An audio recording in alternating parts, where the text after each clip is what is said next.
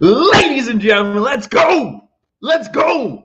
Nothing like an early season division rivalry to get the blood going, man. The blood going. It's Thursday night. It's the first prime NFL prime game, and some of you might hate it, some of you might love it. I don't know how you feel about Thursday night games. If you've watched the show, you know how I feel. But it doesn't matter right now. All that matters right now is the Buffalo Bills getting that win. Ladies and gentlemen, welcome to Hashtag Sports. My name is Joe. If you're new to this channel, as you're coming in, there's going to be a lot going on today. A lot going on tonight. We're going to talk about the inactives, of course. I'm going to give you my keys to victory. I'm going to give you my score prediction. If you joined us on Wednesday for Razor Sharp Picks, you already know who I got. You already know who I got, but you don't know my final score. Maybe we'll go on the betting side. Listen, we're all ready for this game. We're all excited for this game. Where are your bets going? Let me know in the comment section. Also, let me know your score prediction. What's your score prediction? Where you're tuning in from? And do you have any bold predictions? Something that's going to be like a plus 1,100 if you bet on it. But you think it's going to hit tonight? Do you think this game can go into overtime? Do you think that Josh Allen's going to throw for over 400 yards? Do you think that Greg Rousseau's going to have another 3-sack game? What do you think is going to happen tonight? I'm excited. I see a whole bunch of you in the comment section already. Always happy to have you on board. Amy, I love you too. How you doing? Apex, what's going on, baby? We're having a good time on Thursday night. That's what's going on. Howdy, Chris. Good to see you as well. I'm excited. I know you guys are excited. And it's the first Thursday night game. And I love this for the Bills because that means we don't have to worry about Thursday night for the rest of the season. No more Thanksgiving games for us for hopefully a few years. No more Thursday games other than this one. But this is the start of a crucial stretch for the Buffalo Bills. You're talking about 4 of the next 5 games in a prime time setting. Talk about this game. You talk about Baltimore. You talk about Houston. Just a whole bunch of games coming up where it's really crucial. Not only are they big games, they're all AFC games. They're all AFC games. Like, we could talk more about that San Fran game coming down the road, whatever. We lose San Fran's NFC game. Doesn't matter all that much. But these games coming up, again, Miami this week, Baltimore next, like Houston, they're all important games because they're AFC games, and these are tie-breaking type games. Whether you talk about division, whether you talk about conference, talking about that number 1 overall seed come playoff time. These are all things that the Buffalo Bills want. We want them. They want them. So let's see how we can do. And Apex comes in with a great point. A lot of these games on the road. On the road. So a huge stretch for the Buffalo Bills, and it starts tonight. And the last thing you want to do is start behind in the division. Not saying it'd be the end of the world. I was watching Get Up this morning, and one of the questions posed was, is this a huge statement if the Dolphins win tonight? And my reaction, no. It's a good win for the Dolphins. It's a good win for the Bills. But we've seen the Dolphins beat the Bills early in the season, week 4, I believe it was, and still not win the division. We've seen the Dolphins have a 2-game lead with 5 games left just last year. Still didn't win the division, right? And same thing with the Buffalo Bills. If you go down a game, if you go up a game, you know there's a long road yet. There's still a long road. This is game 2 of 17. 2 of 17. There's still plenty of time to go. But I'm excited to see every single game with you guys. Scott's in the house. How you doing? A tad bit nervous tonight, Joe, but what's new? And that's the truth. Every time the Bills get ready for a game, most of us have this churning in our stomach of like, here we go again. Here we go again. We saw what being a Bills fan was last week against the Arizona Cardinals. 6.5-point favorites at home opener, season opener. We're excited. Go down early. Get down early. And then it's like, oh, can this team come back? Now they did. They did, and I'm excited that they did. But can that constantly happen? Can that consistently happen for the Buffalo Bills? I don't think so. I think in games like this, the Bills have to make sure they don't let their opponent get out to a double-digit lead early. Now, luckily, we have a guy who not only is one of the best in the NFL at quarterback in Josh Allen, but now that he is a savvy veteran, 7 years in now, guys, so he is the veteran leader in that locker room. He has that presence of like, okay, we're down double digits. Like, we have time. Let's get this back. He's not a young rookie like an Anthony Richardson or a C.J. Stroud, who you listen to, but they still haven't been in certain situations, right? Like, this is still young for them in the NFL, and they're going to face situations that they haven't faced yet before. Josh Allen's not going to face too much of that. Not anymore. I mean, he is the most overrated player in the NFL for a reason. So I'm excited for tonight. If you can't tell just by the beginning, we're only 5 minutes in, and I feel like I'm already starting to lose my voice. I feel like I need to take a drink. I feel like I need to take a breath. I feel like I need to calm down. But man, it's fun. Man, it is fun. Like I said, guys, make sure you hit that thumbs up button if you haven't already. I've got a couple minutes left. Should I put Kincaid into the flex spot? Rashee Rice is in the slot. Now, let him know what you think in the comment section. Is it a PPR league? To me, that's very important. Very important. Is it a PPR league? Is it a PPR league? That's what I need to know before I say anything.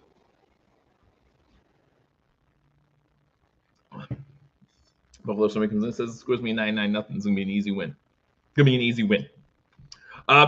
Personally, I think that the Miami Dolphins were the worst team in week 1 as far as letting guarding receivers in the slot position last week, right? They were the worst out of all 32 teams about guarding receivers in that slot position.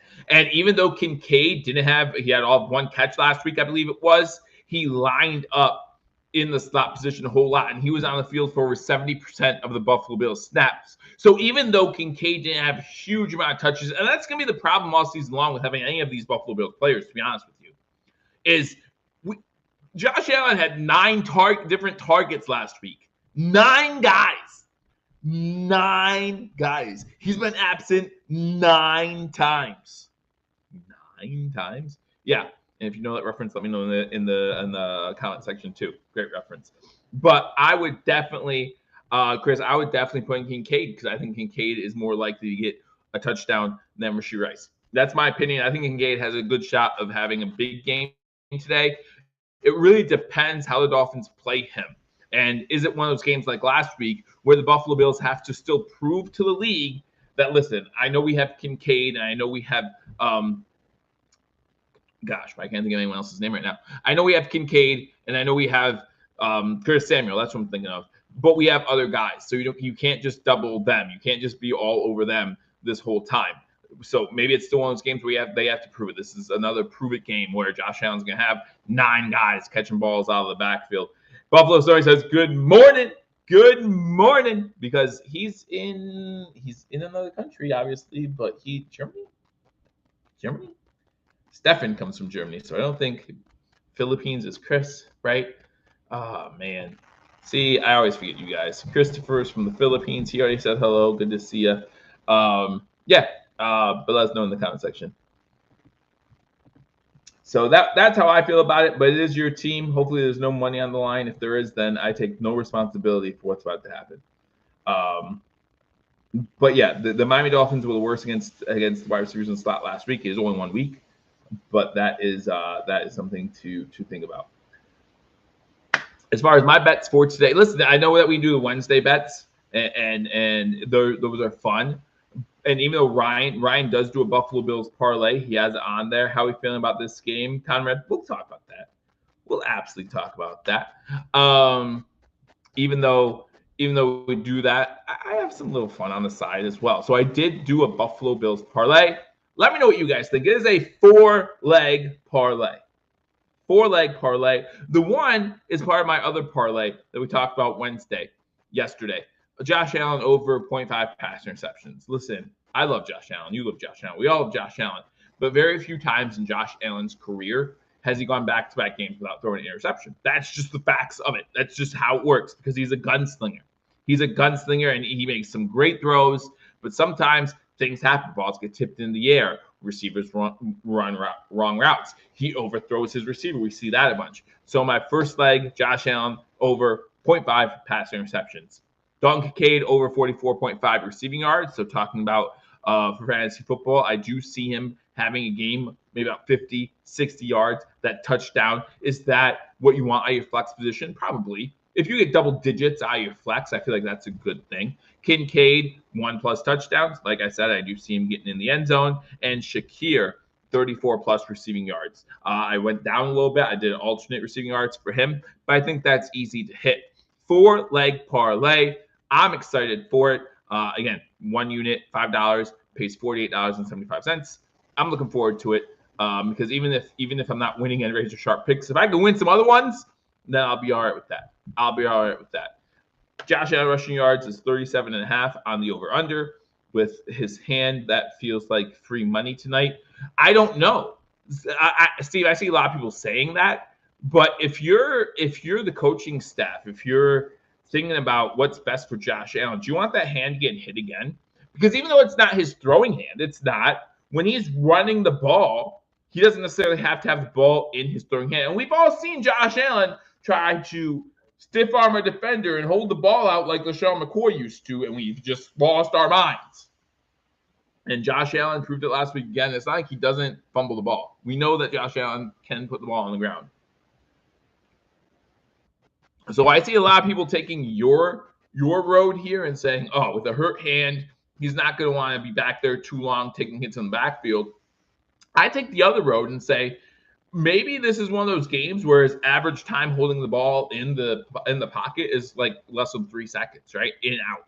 A lot of slants, a lot of quick reads, a lot of screens, wide receiver screens, running back screens. Maybe it's one of those type of games where it frustrates the Miami Dolphins front four because they can't get pressure on them because there's no time to. You know, I just want, because that's the way this Bills team at the receiver position is set up anyway. You know, other than Coleman, we don't have a guy who can really beat you deep, right? We have a lot of slot type receivers, gadget play type receivers, and that's fun, and that's good, and I'm okay with that. But that's not, we're not going to see a whole lot of 98-yard touchdowns like we did last year against the Steelers with Gabe Davis. That's all I'm saying. Steve says, I agree. I hammered the under. I did too. I believe I put the under on one of my plays. I forget though when it comes to sharp picks, but I definitely picked the under when talking about that with Ryan last night. So we'll see how it turns out. A little less than 20 minutes until game time. So let's actually talk about the game. Instead of me getting excited and just yelling and not breathing and all that good stuff, which I'll do playing up during the game, let's talk about the actual game. MVS 23 yards, 3 plays, 40 yards each. MVS, yeah, I could see that. I could see MVS doing that. But first, I want to talk about the inactives. And we're going to start with the inactives for the Miami Dolphins because there's been a lot of talk this week about that running back room. Now, it looks like A-Chain is going to play.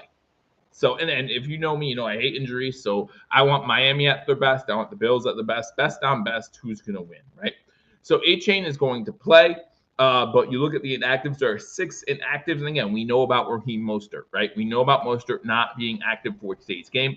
I think that is a pretty big loss for the Dolphins when you come to think about it. Change of pace type back for the Dolphins, always consistent. And he seems to do pretty well against the Bills regularly. So him being inactive is a big loss for the Miami Dolphins. Andrew Meyer is their center. I believe he's their backup center, though. But you correct me if I'm wrong on that. But I believe that the only way his inactive will become huge is if something goes wrong with their center that's starting. And then it's like, where are we going? I think at that point they have to use offensive guard to step in and take his place. Muhammad Kamara, linebacker. Ethan Bonner, cornerback. Big wide receiver for the Dolphins. Malik Washington, just kidding, obviously. He's inactive. And then Channing Tindall is inactive at the linebacker position. So the depth at linebacker took a hit as far as the inactives go. Shakir to score anytime. I took that, Pedro. I like that. Chris says, Bills by 50. Let's go. Well, if they win by 50, that really hurts the under. But I'm still okay with them winning by 50. If you take a look at the Buffalo Bills roster, and again, guys, when I look at the Buffalo Bills roster, I go to Buffalo Bills PR on Twitter. If you're not following them, they are a great follow. Be sure to do that. They give you this game day roster about between a half hour and an hour before game time every single week, and I use it all the time. You know who our 2 quarterbacks are, JA-17 and Mitchell Trubisky. And then you look at our offensive line, the same 8 as last week, I believe. Cedric Van Prawn, Osiris Torrance, Connor McGovern, Taylon Grable. It looks like an I from here, doesn't it? I don't know. Alec Anderson, Deion Dawkins, David Edwards, and Spencer Brown. Running backs, James Cook, Ray Davis, Ty Johnson, and Reggie Gilliam. Glad to see that Ty Johnson's injury from last week not as serious as it appeared at first. Unfortunately, we can't say the same about Tron Johnson. As you see, he is inactive for today's game. But it's good to see Ty Johnson back in the lineup and hopefully taking some carries. We did see some good work out of Ray Davis last week, so hopefully we see more of him as well as the season progresses. You look at the same 5 wide receivers as last week: MVS, Matt Collins, who had a big game last week, Curtis Samuel, Khalil Shakir, and Keon Coleman. 3 tight ends: Morris, who he has to be there for special teams. I can't think of why.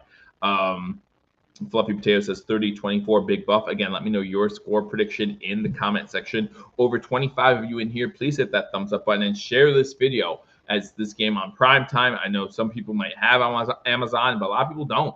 And a lot of people don't feel like paying $7 for this subscription, $15 for this subscription, $10 for this subscription just to get every single NFL game. So make sure you share this video, let people know that we are live, we're hanging out together. And even if you're watching the game, we can hang out and chat a little bit.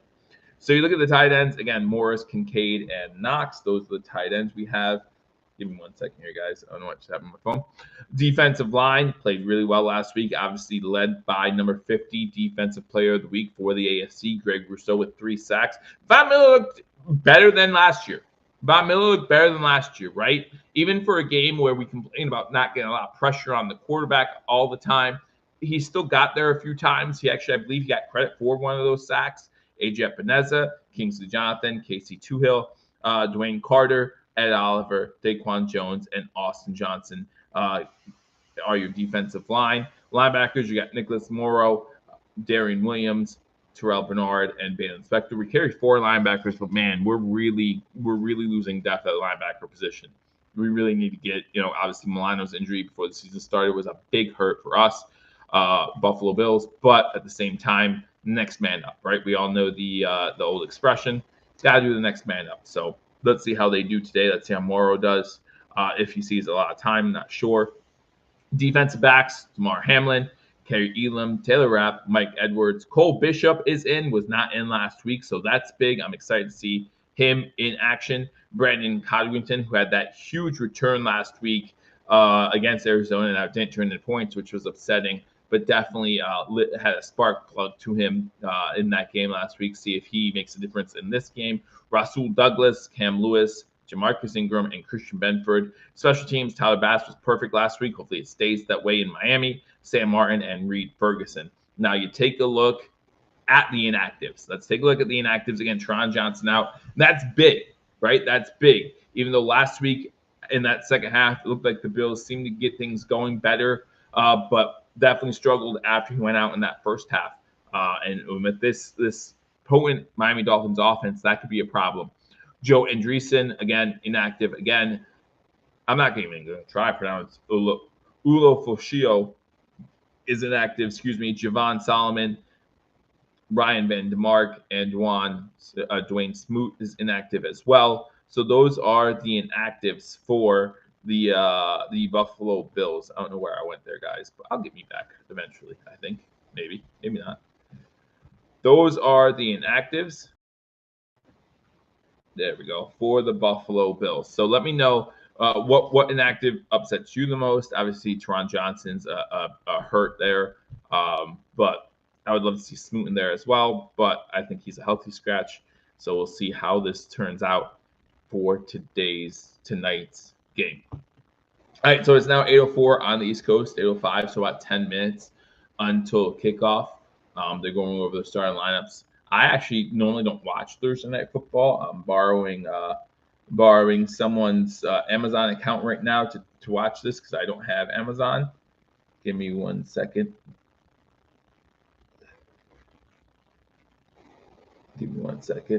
I got a message about the kids, so obviously that takes precedence. Very few things take precedence over this. But obviously that's one of them.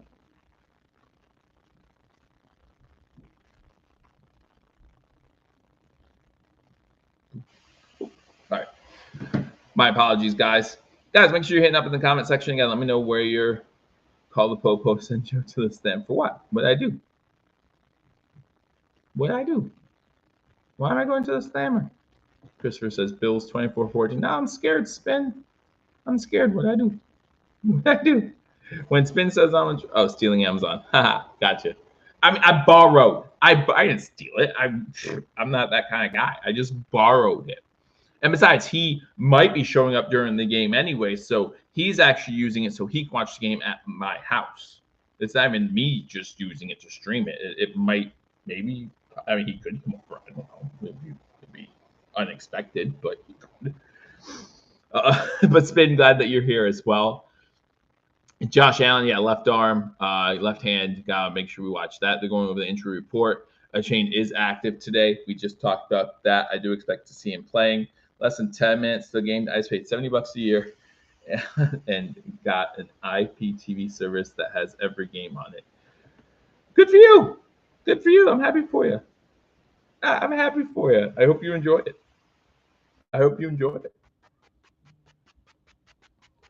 And I think in Buffalo, and you guys correct me if I'm wrong, like when they're doing a Thursday night game and it's the local market, they try to put it on like a local station, right? Like they stream Amazon's coverage onto your local whatever station. At least I feel like that's what they do with the Eagles around here. So I wouldn't be surprised if you live in the Buffalo area, and you can tell me if I'm wrong. But if you live in the Buffalo area, then I think you get the game on like local television. But again, I could be wrong there, but I feel like that's how they've done it with the Eagles in the past. So I don't know. Hopefully you guys get the game, and hopefully we can just hang out and have a good time and talk about what we see and what we're happy about, and hopefully not have too many conversations about what we're unhappy about. Obviously, the first half last week, we had a lot of things that we were unhappy about. Josh Allen had 5 pass attempts going into the 2-minute warning of the first half last week. So to see him come back from that and have a pretty good game, 2 rushing, 2 passing touchdowns over New York. So that should be considered local. It's been maybe, I don't know. I have no idea. I don't know what part of New York you live in. So I know New York City, probably not, because there are a lot of closer markets as far as football teams go to New York City than Buffalo. Funny story, actually, when I moved from Buffalo to where I live now in Lancaster, Pennsylvania, like people were always like, "Oh, did you go to the city a lot?" And I had to tell them, like, I'm actually much closer to New York City, which is probably 2.5 hours away, if that. Now, not 2.5 hours away, maybe 3. Than I was when I lived in Buffalo. So yeah, it was interesting to always have to say that. But yeah, going back to the game. Let's go back to the game, which is starting in less than 10 minutes. My 3 keys to victory. And this isn't going to be easy. Obviously, this is going to be a tough divisional matchup on the road in September in Miami. So it's going to be hot still, even though the sun's down. I'm happy the sun's down at least, but it's still going to be hot and humid in Miami. But my first key to victory, we saw last week that the Buffalo Bills were able to do a good job against Marvin Harrison Jr., containing him. I do not expect Tyreek Hill to be contained as well as Marvin Harrison was. But if we could keep Tyreek Hill under 75 yards, maybe 1 touchdown, I think that would be doing a pretty good job. We saw last week Tyreek Hill had one 80-yard touchdown, and that's how quickly Tyreek Hill can change the landscape of a game. And maybe yards or touchdowns shouldn't even be something that we're thinking about. We just need to stay away from that big play. We need to do our best. If you're the Buffalo Bills secondary, you need to do your best to make sure Tyreek doesn't have that big play, that big moment, that big spark at a bad time. Hill averages 51 yards in 7 games against the Bills in his career. Spin comes down with the stat, and that's a great stat. But that is with Poyer, Hyde, and some of those games probably White as well. This isn't that team. And, it only takes 1 big play. And so I hope that we avoid that 1 big play. If he has 10 catches for 87 yards, but it's a bunch of dink and dunks and just trying to make something happen, I can live with that. I really can. If he hits the over on his over-under, which I believe is like 77 or 76 yards in this one, but none of our back-breaking yards, I'm okay with that. What we don't want is that 1 back-breaking play that just changes the complexion of this game. That's my biggest fear. Number 2, I want to see the Buffalo Bills run the ball down Miami's throat. ETN actually had a pretty decent game last week against this Miami Dolphins defense. We know that their defensive line is not as strong as it could be.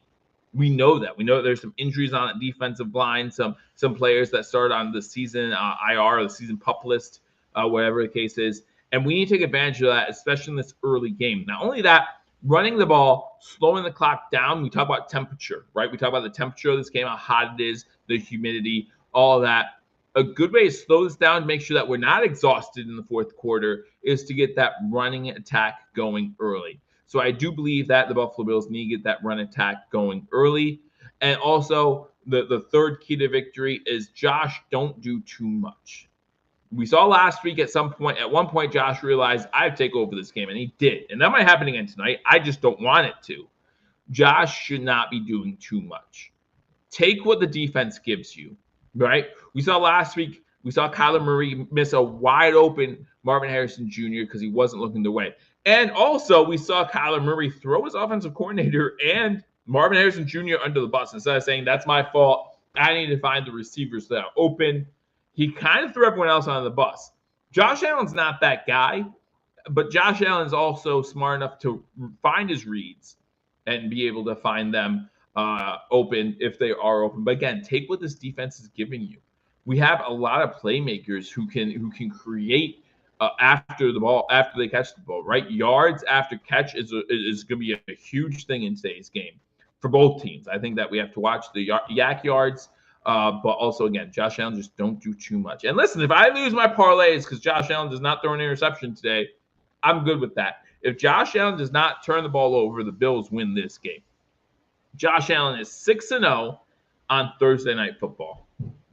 And Josh Allen is, 11-2 in his career, 12-2 against the Miami Dolphins, including the playoff win. So we know what the stats say. We know that's why it surprised me so much that Miami is a 2.5-point favorite. And before we get into the score prediction, before I tell you which way I'm leaning, again, if you watched Wednesday, you know which way I'm leaning. But before we get into that, I do want to make sure we mention our sponsor, BetDSI. You see the diamond above my head? That's because if you use BetDSI for your bets, you can start winning diamonds, baby. Some of the fastest payouts. You have some of the best lines. And right now, BetDSI is if this is your first deposit, is matching up to $1,000, 120% of your first deposit up to $1,000. That's free money. That's free bets that you can just put into the world and say, here is what I think is going to happen. Give me my money back. Give me my money back. And guys, whether it be some betting on the games themselves or whether it be that live in-game betting, BetDSI is the place to do it. They've had one of the safest networks for the past 25 years. They're reputable. Again, they're around for 25 years. Okay, so you know what they're doing, and they have some of the best promotions. Again, I've had this since September 2nd. Okay, September 2nd is when I signed up for BetDSI. Since then, every single day, I've gotten some sort of promotion code.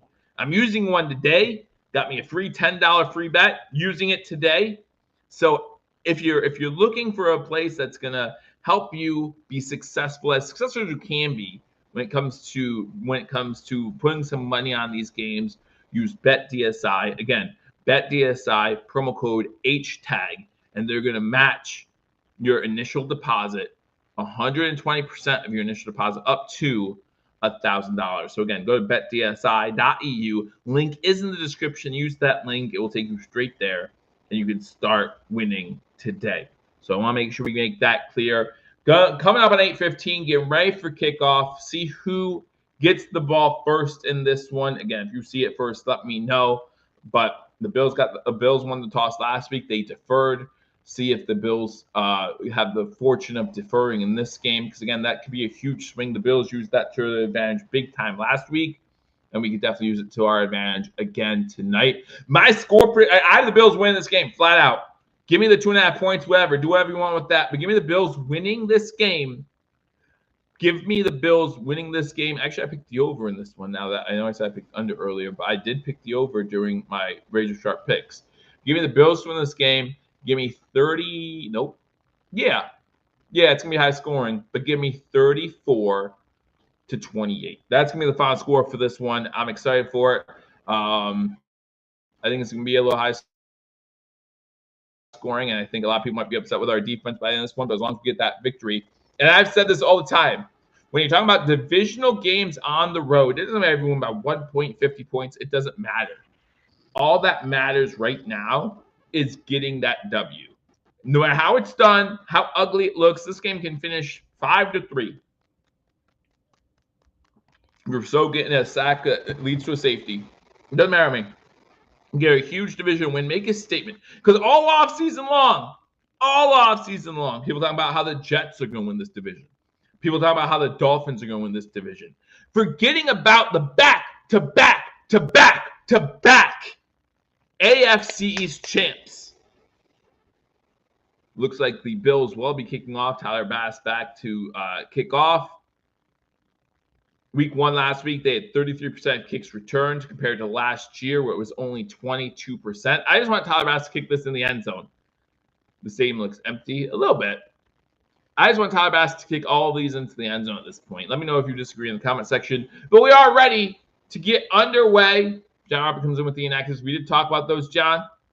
But it's always good to remind the people. And he does kick it into the end zone. Going to start at the 30, and that's where Tua and the Miami Dolphins offense is going to take over.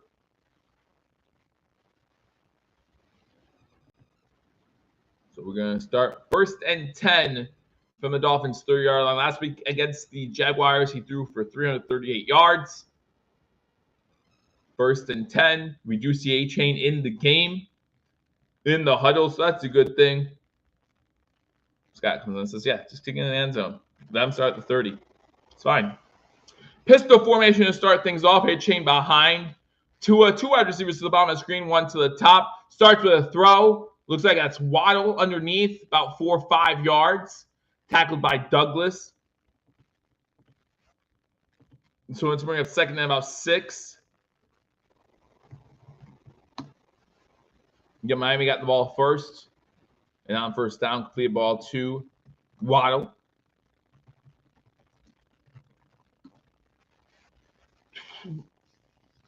Mike McDaniel, 3rd season as the Dolphins head coach, 21-14. Pistol again. Looked like a false start to me, but they do run the ball with A-Chain. He gets about 5 or 6 on 2nd and 7. So it's going to be 3rd and 1. Looked like a false start to me. But I can't hear the snap count right now, so I'm not sure. But A-Chain does get a good 6-yard gain, make it 3rd and 1, 14 minutes to go in the 1st quarter. Early 3rd down for the Dolphins at their own 39-yard line. Be interested to see what they decide to do if they don't get it. Because, again, with starting at the 30, it does I formation for the Dolphins. Give it to the fullback, and he does get the 1st down. Gets about 3 yards on the play. That's Ingold, number 30. John says Cole Bishop's playing a dime something. Be interested to see how they use him in different packages. Depending on how the Dolphins come out. 13:20 to go. 1st and 10. Miami got 1st down. New set of downs.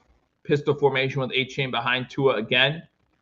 89 goes in motion. It's a pitch to A-Chain. Stopped in the backfield. That's Rasul Douglas getting in there. And it's going to be 2nd and long. About 3-yard loss on the play.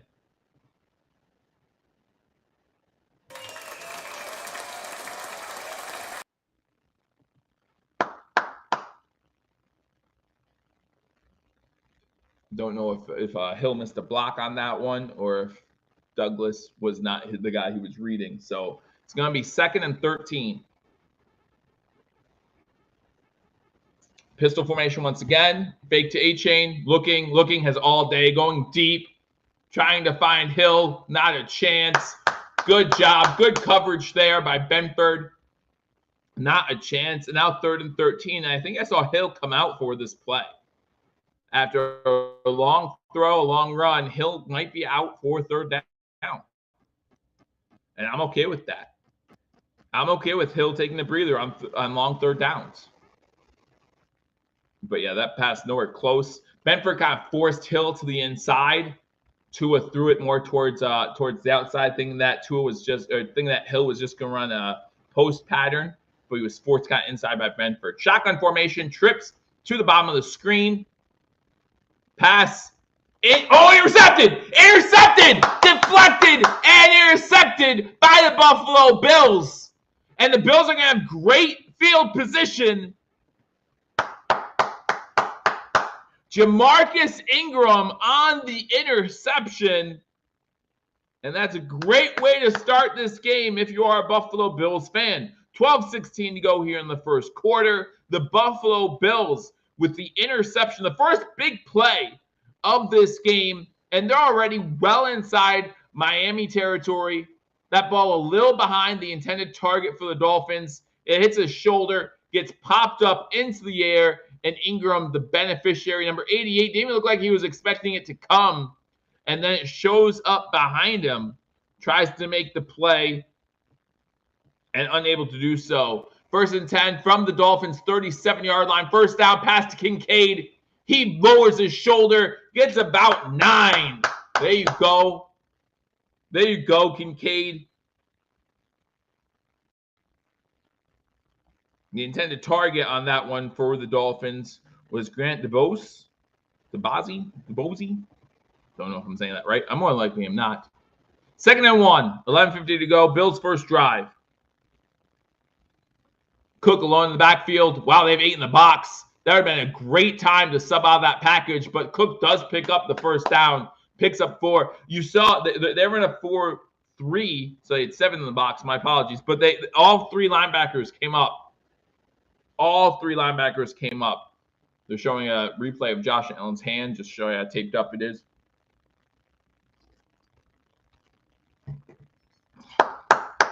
First and 10, now at the Dolphins' 25. Quick pass out to Kincaid again. Inside the 20, about the 16.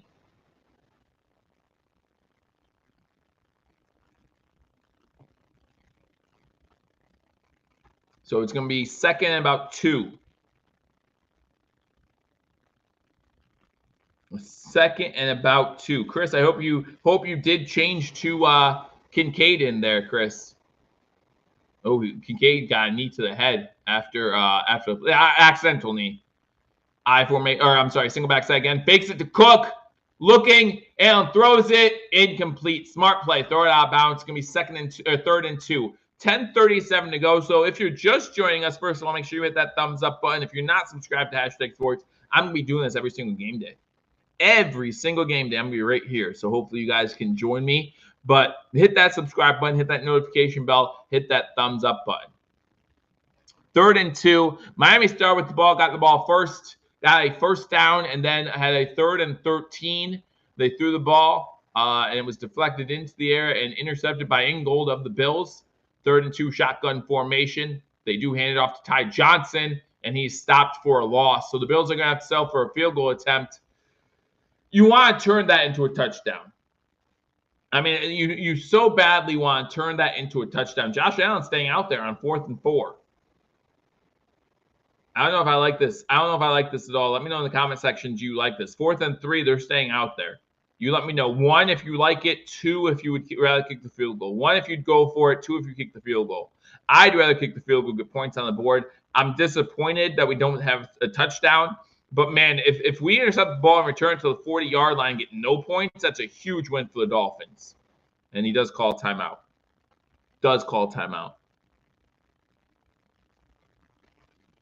Yeah, hate delayed handoffs. Amy says she's feeling it. They did take a timeout. And Christopher says 2. I know that it's worked from time to time, especially for Bills fans. I remember the one Eagles game probably about 9-10 years ago now where, 4th quarter, they had a lead and they didn't want to give the ball back to the Philadelphia, and they drew the Eagles offside or false start, encroachment, whatever you want to call it. Allen's going back out there, though. Allen's going back out there. So, Amy, hopefully you're right. 4th and 3, 9:55 to go. Big play already.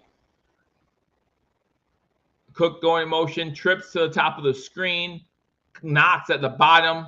Now Samuel goes to the bottom, goes behind Allen. Blitz coming. Cook wide open. Cook into the end zone. Touchdown, Buffalo. They had the defense looking one way with the motion from Curtis Samuel, and Knox has a wide open lane. No one on that side of the field. You have Shakir and Hollins coming in, and that was a great play. Great play. And the Bills start off with a 6-0 lead, extra point. Oh, did he get in? They're not. Okay. They're saying he got in, so I'll believe them. Extra point pending. The extra point's up, and the extra point's good. Bam!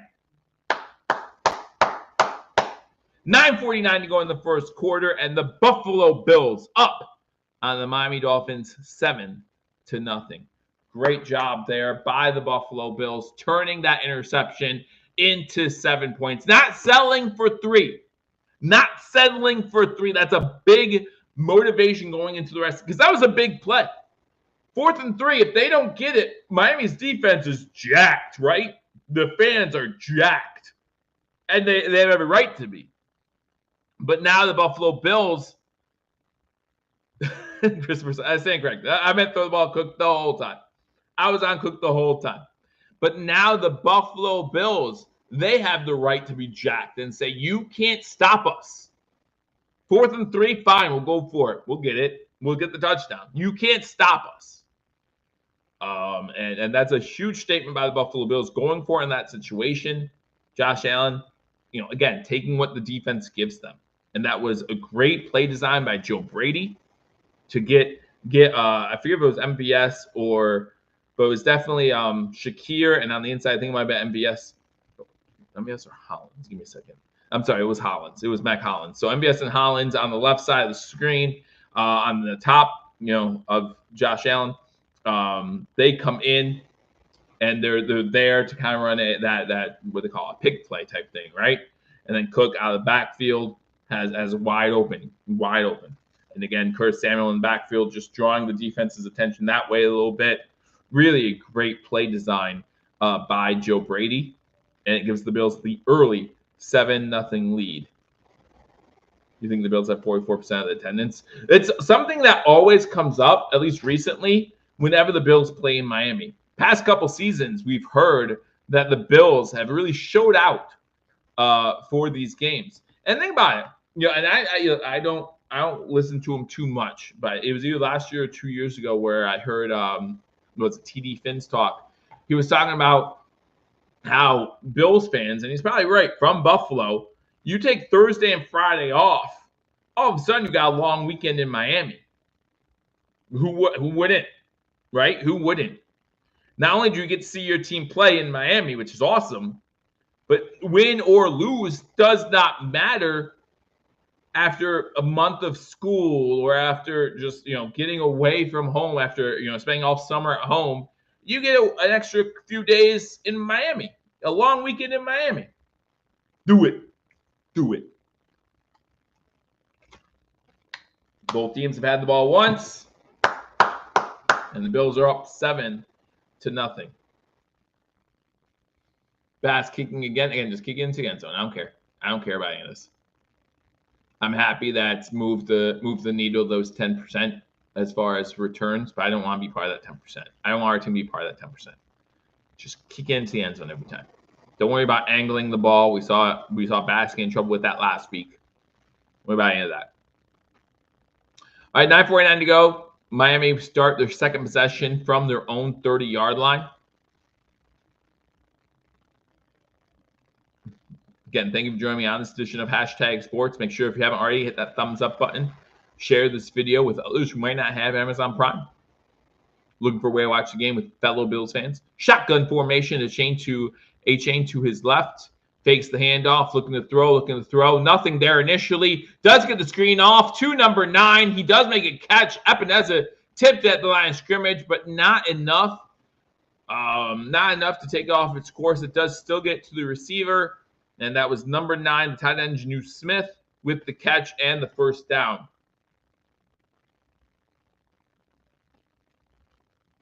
So it's going to be 1st and 10, Miami by a gain of 15 yards at their own 45-yard line. Epinez almost got to that one. Shotgun formation, 2 to the bottom of the screen. Miami moving right to left. A-Chain goes in motion, back behind. Tua, is a reverse to Waddle. A little trickery there. Waddle gets about 5. So not bad. Obviously, it works out both ways.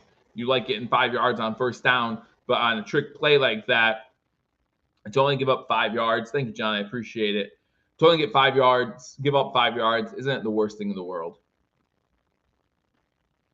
Obviously, a trick play like that, they want big chunk yards. They only give them 4. 8:40 to go in the 1st quarter. Buffalo Bills up 7-0. Both teams have had 1 possession. This is Miami's 2nd possession. This one's to Hill.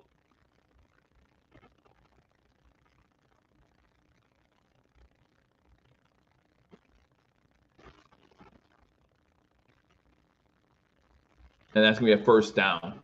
Tyreek Hill kind of sitting low, going in motion, gets that quick toss from Tua. Counts as a completion all the same. Told you about those yak yards coming into play. Now Amazon Prime's coverage is going junky, which makes sense. Christian Benford is the one who let him out of bounds. Well, last week was Tyreek Hill's first 80-yard reception of his career. Flag on the play.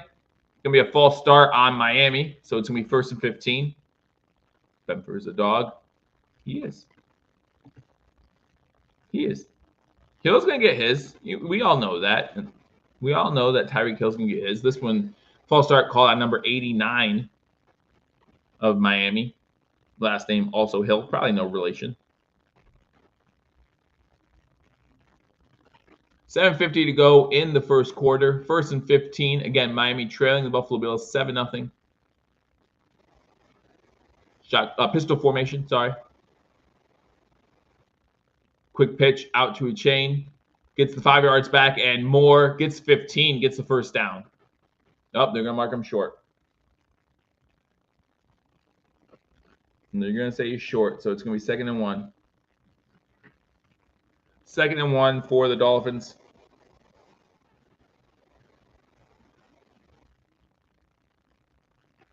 But again, 14 for A-Chain on the play. A-Chain on the play.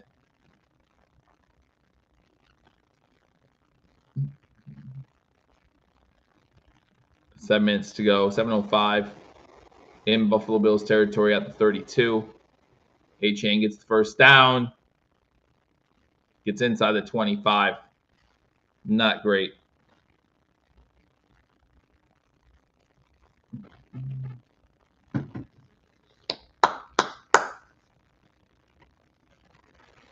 Yeah, no, the All 22 was great. I usually watch that like Wednesday-ish, just to get a good look at the whole picture. 1st to Miami, inside Buffalo's 25-yard line, about the 24. Time to do a field goal here. That'd be great. Pistol formation once again. Bad snap, high snap. Tua's able to recover from it, hands it off, but no gain on the play. Epineza on the tackle. They won't throw again. Oh, no. This offense is going to throw plenty. Tua does a great job holding on to that snap. One hands it. And they're going to throw plenty. I wish that was true. 2nd and 10, 5:50 to go in the 1st quarter. Shotgun, A-Chain to the left of Tua, but far out to the left. If that makes sense. And the throw goes to, I'm sorry, that wasn't A-Chain. That's number 23. A-Chain's number 28. So that's Jeff Wilson.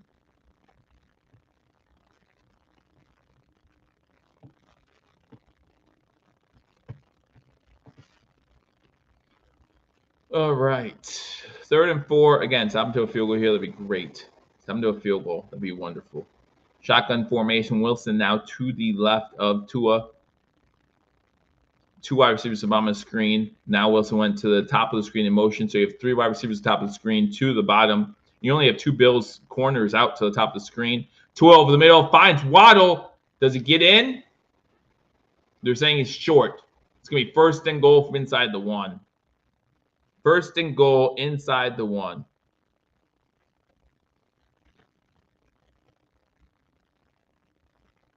From my understanding, there is no, depending on the block itself, you're allowed to block behind line of scrimmage.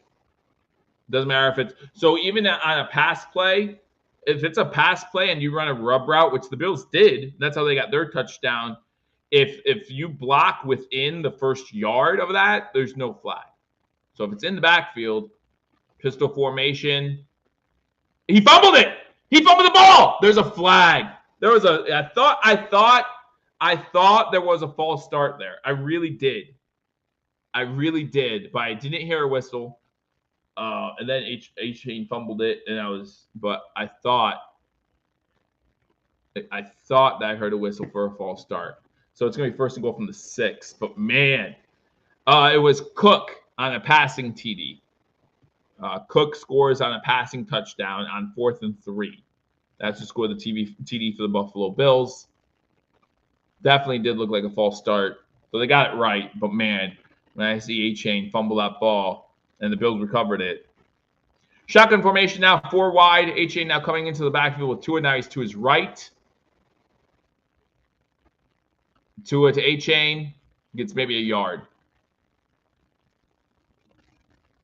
2nd goal from the 5. Again, when I saw the ball was 1st and goal inside the 1, I was like, we're not going to stop him here. Now you're talking about 2nd and goal from the 5. If we can still hold him to a field goal, they're probably even going to go for it on 4th down after they saw what Buffalo did. If we can get out of this with no points allowed, I'm happy with that. 2nd and goal. 3:35 to go in the 1st quarter. Bills up 7-0. Shotgun formation. You have A-Chain to the right. Number 30 to the left, but he's going in motion. Looking to throw. To number 20, the 2 A-Chain, and he's going to walk in.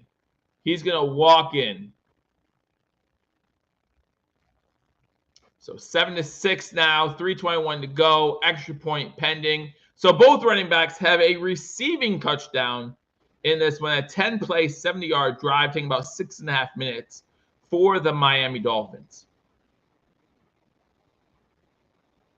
Wow.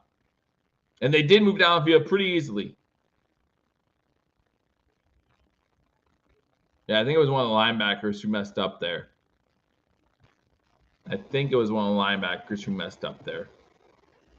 Maybe Spector. But that's just because he was the closest. So I could be wrong. All right. We didn't think this would be easy, did we?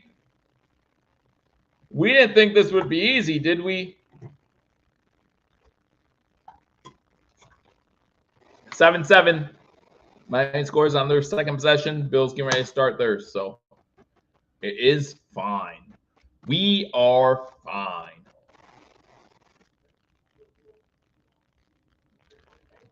Oh, man. But the over is looking decent right now, right? 7-7 out of the 1st quarter. Or not even the end of the 1st quarter. You got 3:21 to go. So that means the Bills can move downfield maybe a little bit before the end of the 1st quarter. Let's see. So the over, I think the over going to start at 48.5. Am I wrong? Am I right or am I wrong? Let me see here. Yeah, it's currently saying, according to Score Mobile, it's currently saying, yeah, it was 49.5 to start the game. Now it's at 54.5. So we'll see. We'll see what happens. We will see what happens.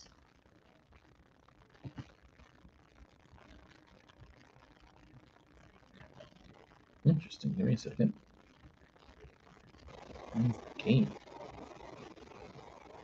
When's the game? So I'm looking at some of my other things going on today.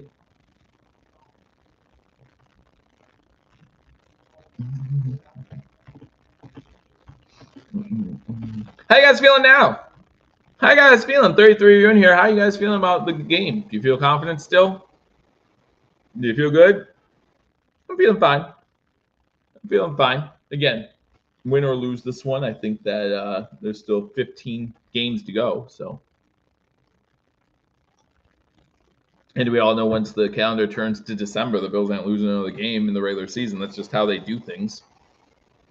That's just how things work for Buffalo over the past few seasons.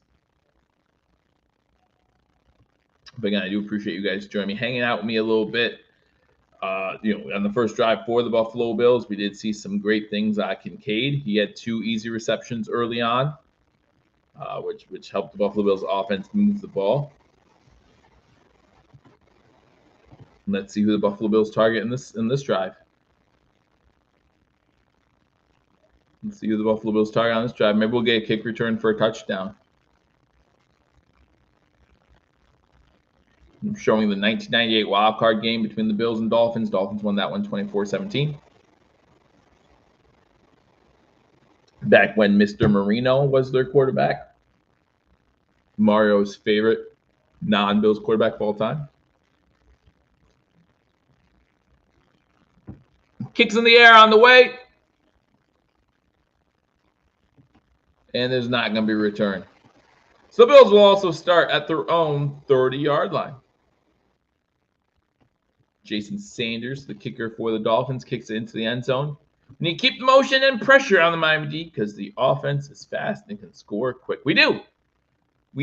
Is Von Miller playing? I haven't seen him. I haven't seen number 40 on the field yet, but that's just because I really haven't been honing in on him. Bills really haven't gotten too much pressure on that last play. The Bills' defensive ends did get some pressure on Tua, but I think it was designed by the Dolphins that way. All right, start with Cook in the backfield. Cook gets maybe 3. Going to be 2nd and 7.5. 3:10 to go in the first quarter. As long as the Bills win, that would be great. That's all that matters. Terrell Bernard going into the locker room. Holding on to his shoulder when he left. That's not good at all. Mom, you guys make it home. Shotgun formation. Pass underneath to is that Shakir? That's Shakir with his first catch. Gets out 7. Make it 3rd and 1. Hopefully, again, he was jogging back to the. Thank you for your help today, Mom. He was jogging back to the locker room. He wasn't holding his shoulder or favoring it when he was going back to the locker room. So hopefully, we'll get him back out there for the second quarter. Buffalo Joe is not active. He is inactive for the second straight week. 3rd and 1, 2:10 to go in the first quarter. Shotgun formation. Allen fumbles, picks it up, has time, looking, throws it. Pass is deflected, out of bounds by number 93. So that's going to bring up a 4th and 1. No position here to go for it. You have to punt this one away.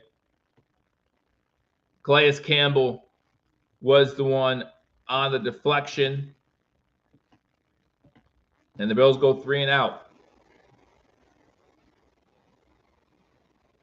Bills go 3 and out.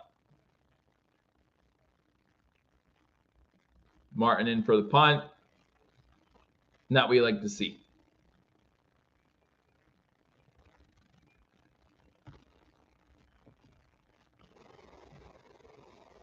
Martin gets the punt away. Fair caught at about the 16-yard line. Hollins was right there ready to stop him. Hollins was right there ready to stop him if he needed to. All right. Both teams have had 2 drives. The score is 7-7. The score is 7-7. Again, no turnovers by Allen. I feel pretty confident we win this game, but you want to score on that drive. You want to answer Miami's score with a score of your own. It's especially not 3 and out. That's bad. That's bad. It's first 3 and out of the game. I'm going to go for it. I know, bad idea. And what makes it worse is the fact they fumbled that snap. You have to start thinking about that left hand. Decent punt. No, it was a good punt. Good punt. Pinned them inside their own 20. You always like to see that. That just means they have 84 yards to go, though. And again, Tyreek Hill can do that in one play. It's always scary. He rarely beats the Bills like that, but that's always scary, especially when Terrell Bernard is now in the locker room. I talked in the pregame about how the Bills are thin at that linebacker position. as is. So now it amplifies that just a little bit more.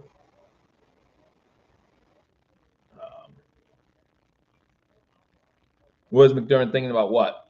Like, what did McDermott do? I mean, obviously, he didn't call the offense. That's Joe Brady. 4th and 1, deep inside Miami territory. You have to punt it. That's the right play. That's the right play. 4th and 1 in a tie game from 39 in the first half. The punt is the right play. Buffalo Bills PR just tweeted out Terrell Bernard is questionable to return with a pectoral injury. So we'll see. We'll see what happens. Balin Spector was in the game for the touchdown. Yeah. Hopefully he comes back. Hopefully he comes back. I will keep you informed on some of the injuries as I hear more. Can we just have one game without a key injury? No, we cannot. No, we cannot. Again, the good news was as he was going back to the locker room, you didn't see him favor in his shoulder at all. So 2-minute warning. Or I'm sorry, 2-minute warning. Yeah, 2 minutes in the first quarter. Coming back. Miami just got the ball. See how this defense looks without Tron Johnson and Terrell Bernard. Man. Who's going to start this series under center? Nope, sorry. Pistol once again. Smith goes in motion. The bottom of the screen. They do hand the ball off to A-Chain. Good tackle. Maybe a yard on the play. Maybe a yard. Spector makes a great play. Good tackle. Holds on to his foot. Hard to run anywhere without a foot. Well, with someone holding on to your foot, I should say.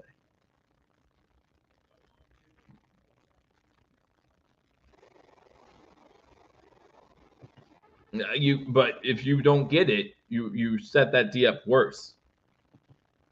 And this isn't the time of the game to go for that kind of stuff. 2nd and 9, 1:23 to go.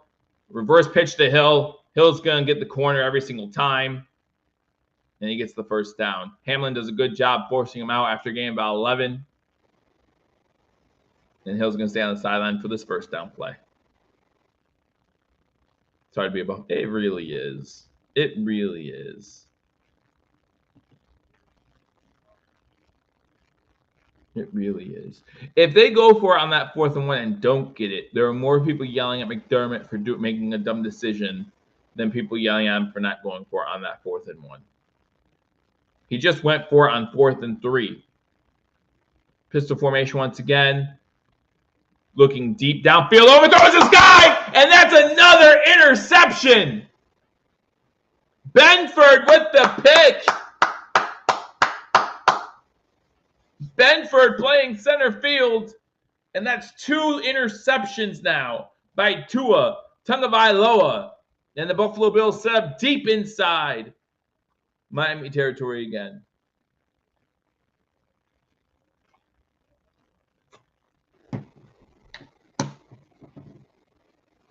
It's not always, but I don't disagree with you, Ricardo. It has been that way for the past 3 years. But what can you do about bicep tear? What can you do about Trey White, tearing his ACL and then his Achilles blowing out? Like what? Like these are not like just like injuries that are just, what can we do to stop them? Sometimes you can't. Shotgun formation, fakes the handoff. Now it's an end around to Shakir. Shakir picks up maybe 2 yards. That's Miami's playbook. Don't use Miami's playbook. Use your own playbook. 30 seconds. They don't have to run another play. They don't have to run another play.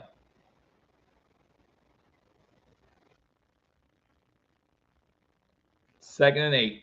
But again, do you need to turn this into 7 points? And the first quarter, Buffalo's up 2-0 in the turnover margin. I want to see us up at halftime, getting the ball to start the second half. That's just what I want to see. It is frustrating. It's absolutely frustrating. Remember when Trey tore his Achilles, and one of the first things he does is he takes his helmet off and he throws it. Like, that's how it feels like being a Bills fan, seeing all this. Seeing all these injuries. You just get so mad because you know what this team can be. And listen, I'm not trying to say these are excuses or anything like that. No, you can't do that. But you know, Von Miller getting hurt a few years ago, like so many injuries that could have changed so much. Could have changed so much. Glad for another interception. Me too. Me too. I'll take 4 interceptions today for the Bills defense. I will. I'm happy to do it. I'll take that bullet. Sacks will be nice. Turnovers are better. Strip fumbles or sacks are fine. I'll take those. But man, turnovers are better, John, and I'll take them every time. Bills have the ball in the first quarter. Tua has 2 interceptions. In the end, yeah, they are employees. Who got hurt? Benford. Benford went to the locker room. I'm sorry, not Benford. Bernard. Benford just had the interception. Bernard went to the locker room.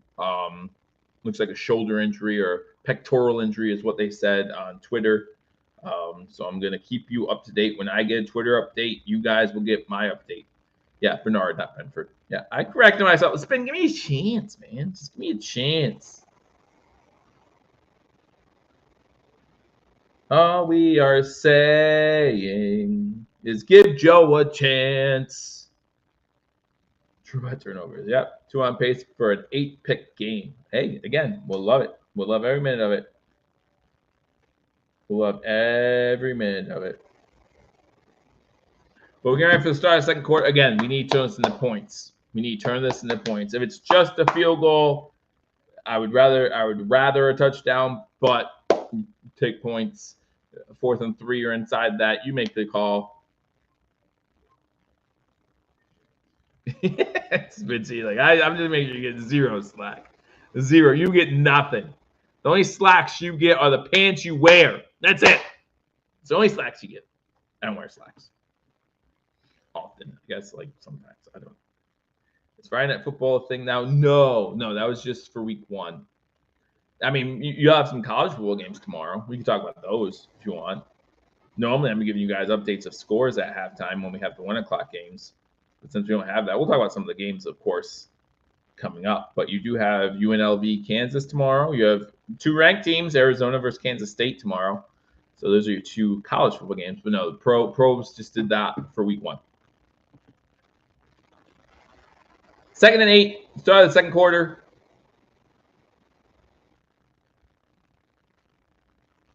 Bills up Miami's 42. Pistol formation. Allen fakes a quick throw. Fakes another throw. Gets about maybe 3 yards. Down at the 39.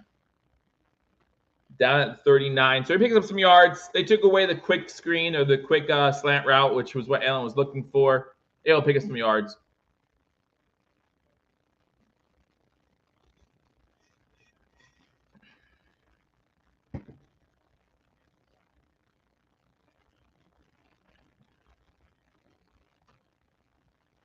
Third and 5, 14:25 to go in the second quarter. Shotgun formation, 4 wide. Looks like Shakir and Coleman to the bottom of the screen. And looking has all day. Finds Shakir in the middle of the field inside the 30. Going to be a first down. He had all day. Great protection by that offensive line. Finds Shakir.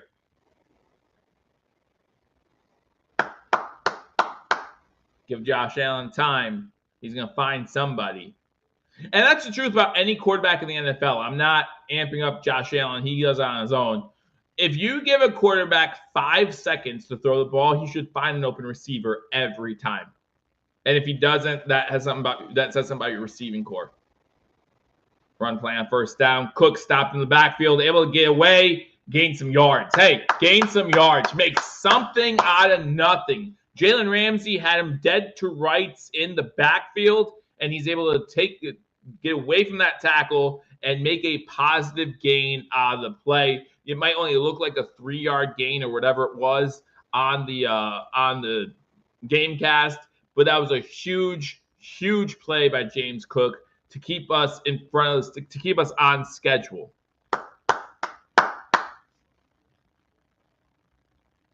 Second and 7, 13 minutes to go in the first half.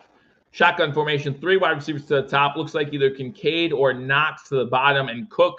No, I'm sorry, it's Samuel behind him. Allen has time to throw, throws it into the end zone. Incomplete. Intended for Samuel. Defensive back was face guarding, which is legal. Doesn't touch him. Brooks on coverage. Going to be 3rd and 7. But they tried to hide Samuel behind Kincaid.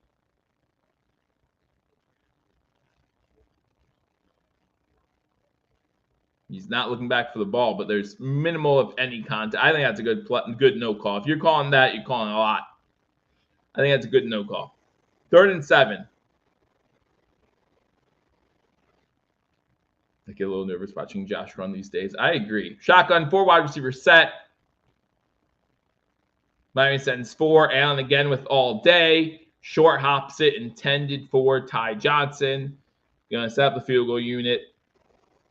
He needed, so Allen was running as he threw that ball, and he had time to set his feet. He had time to set his feet and just look and just throw that ball wherever he needed to throw it. Tyler Bass comes out. Gonna be a 43-yard field goal attempt. Then Bass was perfect last week. Martin, the holder. Reed Ferguson, the snapper. Kick is up, and with 12:41 to go in the first half, the Bills take a 10-7 lead. You're loving the under now, I think.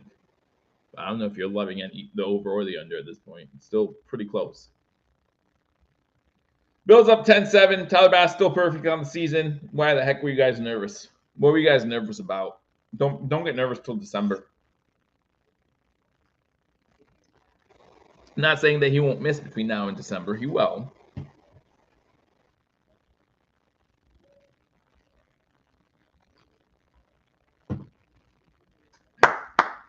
Glad they got points. Me too. Turned 2 Dolphins turnovers into 10 points.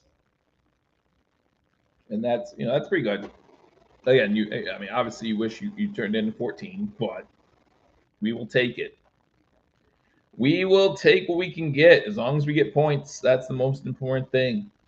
All right, so we can talk about some other games this weekend. Let me know what game you're most looking forward to watch Sunday at 1 o'clock. Okay, let me know. Since the Bills won't be playing Sunday at 1, what game are you most looking forward to? I'll go over the 1 o'clock games first. You tell me which one you're excited about the most. I am getting some Twitter notifications. And so I do want to make sure I keep you guys up to date as far as the Bernard injury and things like that. All right, so here are the 1 o'clock games. Who scored the Dolphins TD? It was A-Chain. Both running backs have scored on passing touchdowns, actually, at this point. All right, so your 1 o'clock games, you got the Saints at Cowboys, 2 1-0 teams, but the Saints beat the Panthers, so it was a gimme. You got the Vegas Raiders against the Ravens, 9-point spread there. Got the Giants against the Commanders. You got the Chargers at Panthers, Colts at Packers, 49ers at Vikings, Browns at Jaguars, Seahawks at Patriots, Jets at Titans, Buccaneers at Lions. Out of all those games, I think the Buccaneers-Lions is the one with the biggest spread. So if you love points being scored, you probably love that. We need to 1-2 punch with Cook and Davis. I don't know, maybe. Where are all of our injured players in today's game? Alan, today again we had 2 injuries actually in today's game. Bernard being the big one, of course. But there was another injury as well. I'm trying to look that one up as we speak. Back from commercial break, Bass getting ready to kick it off.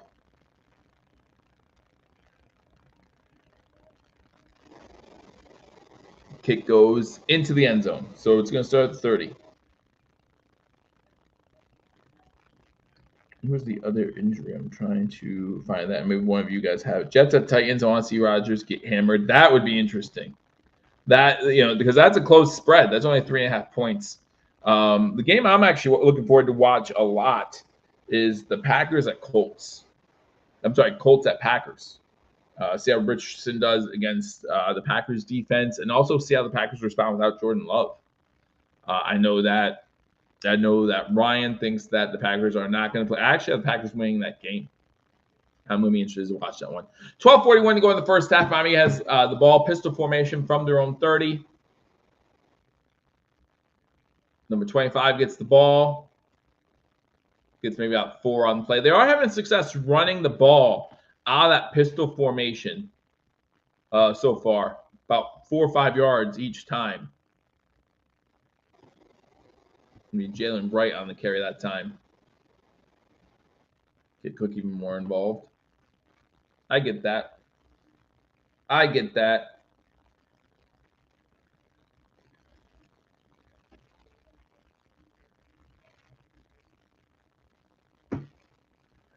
Wilson gets the ball again inside the 40.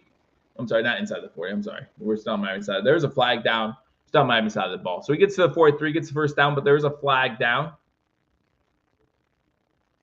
Looks like holding on Miami. All right, take it back. Take it back. Take it back. Take it back. Take it back. Take it back. So now it's going to be 2nd and long.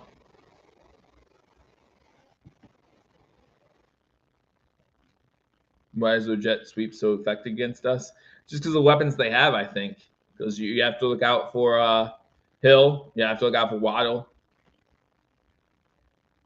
72 called for the hold. That's Armstead against Oliver. Oliver, a name we haven't heard much of this season, and he needs to step it up, man.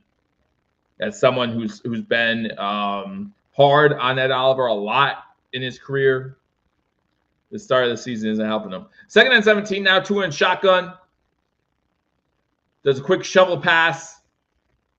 Wow. Gets most not just the yards back, gets close to the first down. So it's going to be 3rd and about 2. It was at number 9 for the Dolphins. Jonnu Smith comes in, blocks Rousseau, chips Rousseau real quick, lets him release, and then just turns around, and it's a quick flip from Tua. I wonder what Tua's average yard beyond line of scrimmage is as far as those throws going. 11:09 to go in the first half. Bills up 10-7. Pass over the top for Hill, incomplete, 4th and 3. Go for it. Go for it like the Bills did. Hill was the outside guy. Looks like Hamlin on the coverage. Hill wanted a flag, it looks like. Just out of the reach of Hill.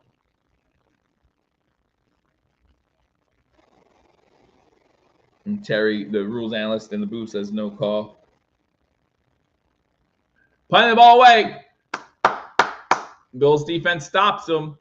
Fair catch called for at the 15. And it was made, scary, but made by Codrington. And that's where the Bills will take over.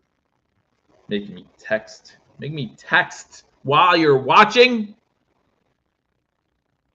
How dare. How dare. If you're watching on Facebook or if you're watching on Twitter or wherever you're watching from, if you want to be part of the conversation, be sure to join us on YouTube, #sports YouTube channel. Check us out and join the conversation.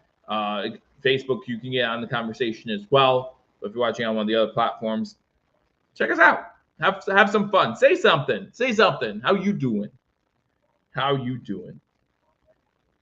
Bills defense has responded in a big way the last 2 drives, according to this is Matt Perino, and he's right, getting the interception while getting the interception and also getting that 3-and-out. The holding call obviously helps, but while Bernard is out, definitely doing a good job. Codrington catches the ball smoothly. Hopefully it stays that way. Looks like he might have lost that one for a minute, for a second. I don't think the ball was hanging in the air for a full minute. Feeling a TD coming for the Bills. I hope so. If the Bills get a TV on this drive, puts a lot of pressure on Miami to score before half, because the Bills will get the ball to start the second half. If you're wondering, can you see that? Can you see that? 80 degrees, okay? 80 degrees. Just like I said on Tuesday.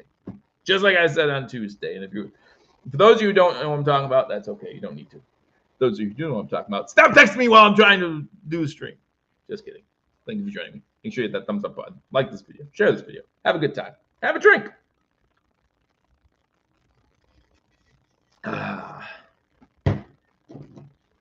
Yep, Bills up 10-7. Bills just got the ball back.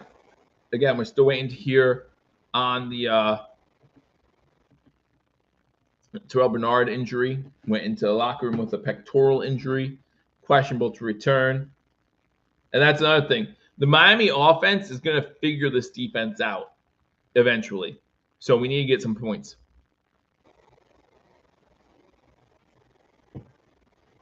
Be up 34 when they start their comeback. It's not going to matter. It's just how I feel about it.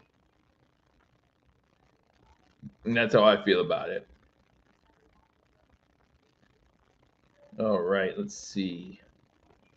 Casey Toohill is also questionable to return for the Buffalo Bills defensive end with a knee. Those are both from Buffalo Bills PR. As soon as I know something, you'll know it. Tonight marks the first time the Bills have had multiple interceptions in the first quarter of a road game since 2014. That's a little tidbit for you. It's the first time Tua has ever thrown 2 interceptions in the first quarter. All right, Bills start with the ball at the 15. Allen under center. And with a screen pass, that's Ford on the carry. Gets a loss of a yard. Miami defense coming. I'm sorry, it's Davis on the carry. I should be sleeping. Then go sleep. I'll keep you updated. I'll yell when it's something exciting. I'll yell when something exciting happens. 10:30 to go in the first half. Bills up 10-7. They have the ball 2nd and 11. Davis comes out.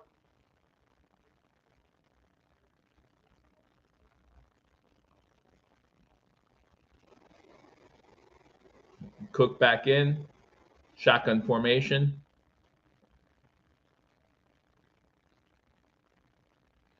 Allen over the middle. What a throw!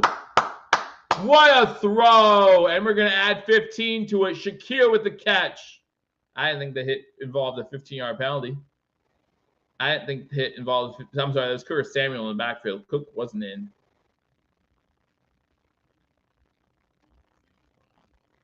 I don't know about that penalty. I'm not saying he did or didn't. That's we call AJ Klein. It's low. Low. They're saying unnecessary roughness on Poyer. I'm watching this. Okay, he does him in the head, but all right.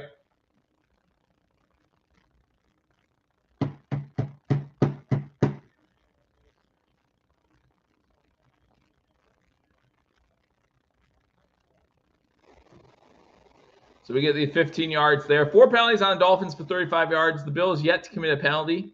A lot different than last week. A lot different than last week. Now the Bills are at midfield. 1st and 10. Allen under center. Samuel goes in motion to the top of the screen. Davis with a 9-yard run up the middle. Going to be 2nd and 1 inside Miami territory. 9:40 to go in the first half. Next man up, Buffalo Joe. Buffalo Joe. You hear that name. Joe Andreessen just waiting his time. I'm just buying my time, he's saying. Just buying my time. All right, under center again. Another big run. Davis. Don't know why Cook's not in there, but Davis getting the carry. Takes it to the 31-yard line. Davis doing a good job. Good job. 1st and 10 Buffalo. Moving the chains. Moving the chains. Like I said, put pressure on the Dolphins because if the Bills score a touchdown here, go up by 10, and start the second half with the ball. If you're the Dolphins, you can't not score. Davis gets the ball again, tries to bounce outside, unable to do so. Struggles to get back to the line of scrimmage.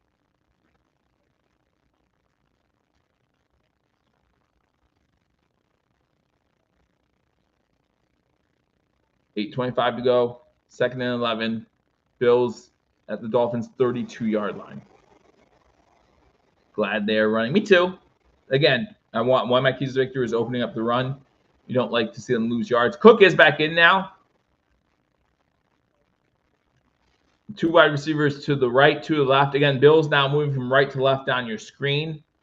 Cook up with the offensive line. What in the world just happened? Looks like a false start on Buffalo. A lot of movement. Yeah. False start on Buffalo. So that's going to put us back even further, make it 2nd and 16.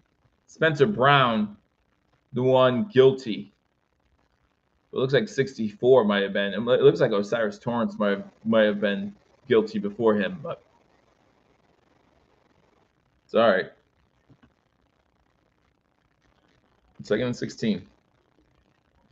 2nd and 16. Shotgun formation for Allen.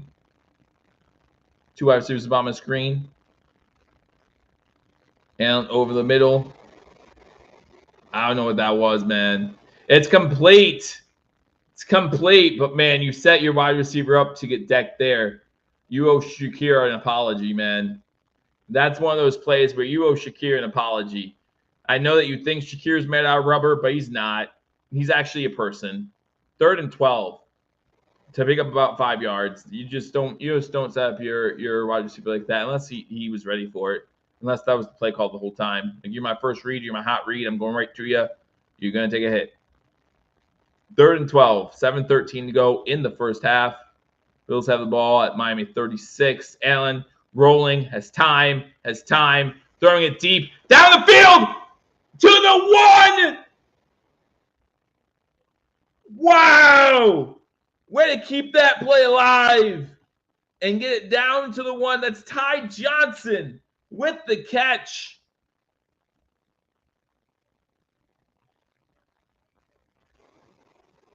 He even had Kincaid open underneath if you wanted him for the first down. But he goes for the deep one to Ty Johnson. Ty Johnson gets a face full of dirt. Doesn't matter. Allen under center. Cook in the backfield. 2 receivers to the bottom of the screen, 1 to the top. Cook gets the ball, and he's in the end zone. Easy as pie.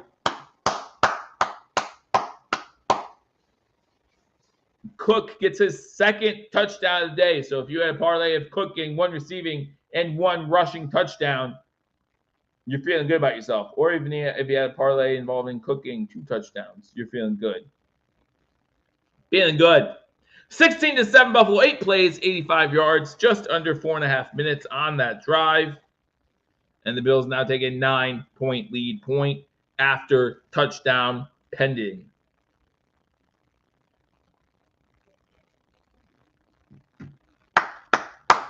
Again, 6:25 to go in the first half, with a lot of pressure on Tua and that Dolphins offense. They have to score, I feel like. I mean, you can't. Can you imagine if they go 3 and out? I'm talking about the Bills potentially having a 24-7 lead at half, getting the ball to start the second half. We only win 2 games this season. Well, that would mean 3, though, because we already won 1. I would be very upset if the Bills went 2-15. I don't know about y'all. Even if the 2 wins were against the Dolphins, I'd be very upset if the Bills went 2-15. I'd laugh at the Dolphins a lot. I'd laugh at Dolphins fans.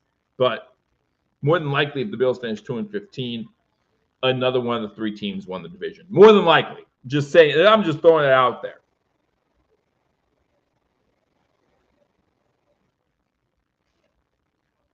Just putting it out into the universe.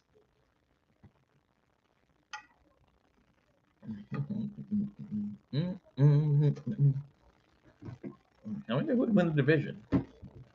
Like, let's say each team in the division only won 2 games, each against a different division opponent, right? Like the Jets beat New England 2 times. New England beat the Bills 2 times. Miami beat New England 2 times, and the Bills beat Miami 2 times. But no one else won a game. Every team finishes 2-15. Does it go to points? Or margin of victory, I mean? That's like the 7th or 8th tiebreaker. Does it go to margin of victory? When the card comes in and says, was I just talking about that? Was that the 1-2 punch I wanted? Great question, Joe. Does it come to, like a spin? You should let me know. You should know. Don't always keep me on my toes and such.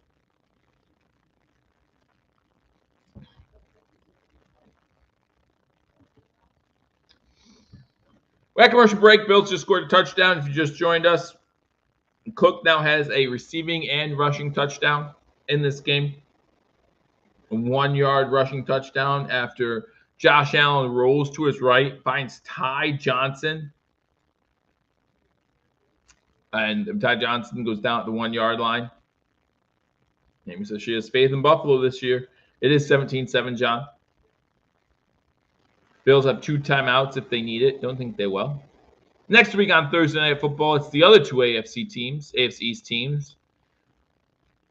Looks like Jacoby Brissett is listed as a starter for the Patriots. So they have that. They have that. They are 1-0. Pass back to kickoff. Again, just kick out of the end zone. Don't care. Just make Tua throw the ball. That seems to be going well for Buffalo this time. And, yep, touchback. Touchback. I wonder, like, at the end of the year, how much that kickoff rule is going to change things. Like, I know after 1 week, it's up 11% from last year. But I just wonder if by the end of the year, it's going to have that big of an effect. All right. Let's see if the Bills can get another pick. Get pick 6 this time. Make it 24-7 in the first half. Pistol formation, because that's how they've been most of this game. Interesting. H.A. with a big run. 15 yards. About 17 yards up the middle. Thought that fullback had a false start, but I guess they put a motion right before the snap. No one else was in motion? No one else was in motion? All right. No one else was in motion. Good job. That's a good play call. Jarrett says touchback is still better. I mean, if you could guarantee me that you're going to lob it to the 1-yard line every time in the corner, then, I'll take that. Because if it bounces into the end zone and it's a touchback, they get the ball at the 20 instead of the 30. Pistol formation, they run the ball with A-Chain again. A-Chain breaks the tackle, gets into Buffalo Bills territory for a gain about 5. Spectre on the tackle. Second and about 5. I just want updates. I want injury updates. I'm excited that we're up 17-7 too, but I just want injury updates. We can't get a pick 6 if he doesn't throw the ball. Maybe no, Buffalo Joe is inactive for the game. He's been inactive weeks 1 and 2. Second and 5, 5:11 to go in the first half. Miami just crossed Buffalo territory with a few runs. Another run by A-Chain on second and 5 for 4 yards. Going to be 3rd and 1.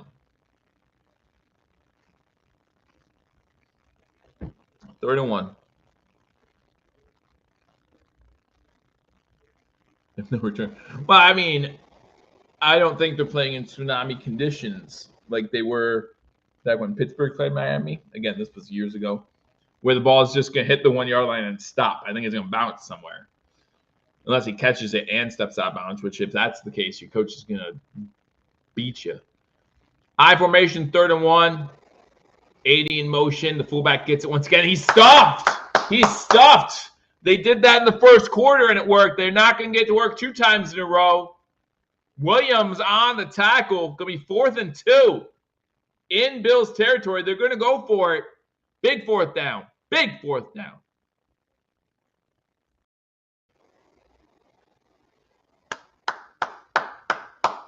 Big stop. Let's go. 4th and 2. 4 minutes to go. Miami, 11 for 25 last year on 4th downs. Less than 50%. Let's stop him again. Stop him again. Shotgun formation. Looking to throw. He's going to get sacked! Ed Oliver making a play. About time, Ed. Bills get the ball. 3:45 to go. Bam! Bam! Kapow! There's Ed. Yeah, there he is.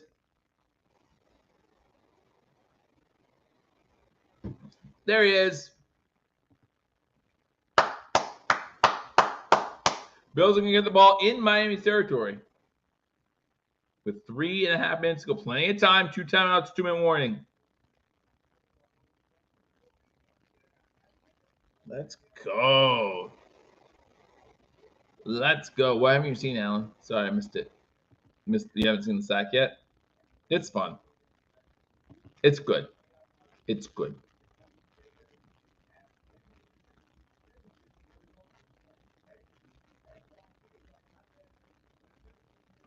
Key drive, kill the clock. Key drive is scoring a touchdown. I'm sorry. Just score. If you score on the first play, I'm not mad about it. There you go. No, if they score a touchdown on the first play, I'm not mad about it. Because going into halftime up 10, getting the ball back is great. Great. You can't ask for much more on the road against a divisional foe. So if you go up 24-7, the best they can do is make it a 9-point game before halftime. Like, that's the best they can do. So, but if we kill 3:15 and double dipping time, it absolutely is. Like, the next time, think about this. The next time Miami gets the ball for a substantial amount of time, they could be down 31-7. They could be. They could be. But also don't forget, what was it, 2 years ago when Baltimore was whooping Miami until the fourth quarter, and then they just let Miami come back for no reason whatsoever. Getting beat playing cover 2 deep man, or deep zone, I mean. How does that happen? How does that happen? So far, it's looking really good for Buffalo. Really, really good. Tua with 2 interceptions, both of them in the first quarter. That's the first time Tua's thrown 2 interceptions in the first quarter in his career. The first time since, 2014, since the Buffalo Bills have gotten 2 interceptions in the same quarter on the road. So that's all great stuff. You have 2 touchdowns. They're doing the replay now. You have 2 touchdowns by James Cook, 1 receiving, 1 rushing. The touchdown by Miami was A-Chain, a receiving touchdown there. So the running backs really having big days. Even the backup running backs. We just saw that big catch by Ty Johnson, putting the Bills down at the 1-yard line. Ray Davis having a good day as well. But, man, this Buffalo Bills team looking really good right now against the Miami Dolphins. And if we put up more points right here, it's going to be very tough for the Dolphins to come back in the second half. Allen starts this game under center. It starts the drive under center. Looks like it's Samuel and MVS to the bottom of the screen. Cook gets the ball, makes his way through to the 40, to the 30, 25, 20, 15, 10, 5. James Cook in the end zone. 1 play. Here you go. His 3rd touchdown of the day. He's cooking, baby. He's cooking. Let James cook. Let James cook.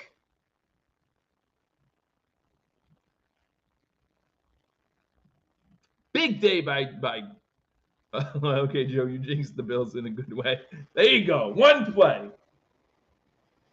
And they did, it was a running place, but it's like a good 7 seconds off the clock, so you're good.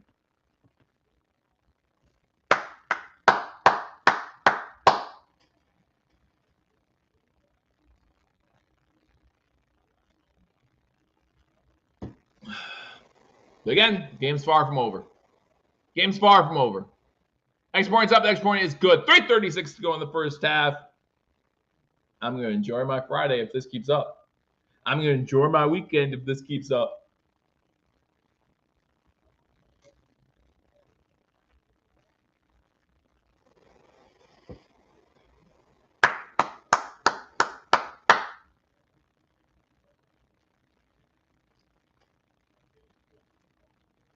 Hat trick. Who had James Cook on their fantasy team? Who had James Cook? Alan going like this. Who had James Cook on their fantasy team? Hey, John, good to see you. Good to see you. Spin had him on his fantasy team. There you go, Spin. There you go.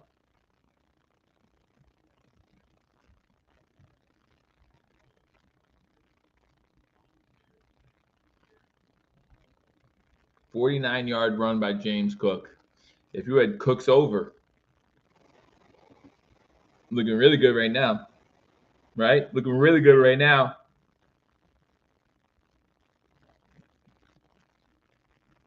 Bass going to kick this thing off once again. His leg might be getting tired. I would understand eventually if there's not a touchback. Cook with 60 yards on 5 carries. And then has the 17-yard touchdown reception. Hit that like button. You heard the guy. You heard the man.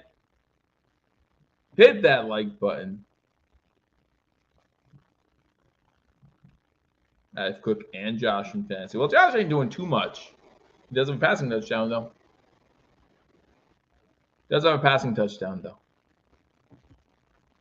Everybody eats when James cooks. And the Miami Dolphins start this drive with Tyreek Hill on the sideline. 3 wide receivers top of the screen. Pistol formation again. They started every drive out of the pistol. Quick wide receiver screen. Out to Waddle. Stop that last year. Let's go. That's Lewis. That's Lewis coming in and making the tackle. Second and 10, 3:20 to go. Bills still have 2 timeouts and the 2-minute warning. Get the ball back. Make it 31-7. Make this a rout.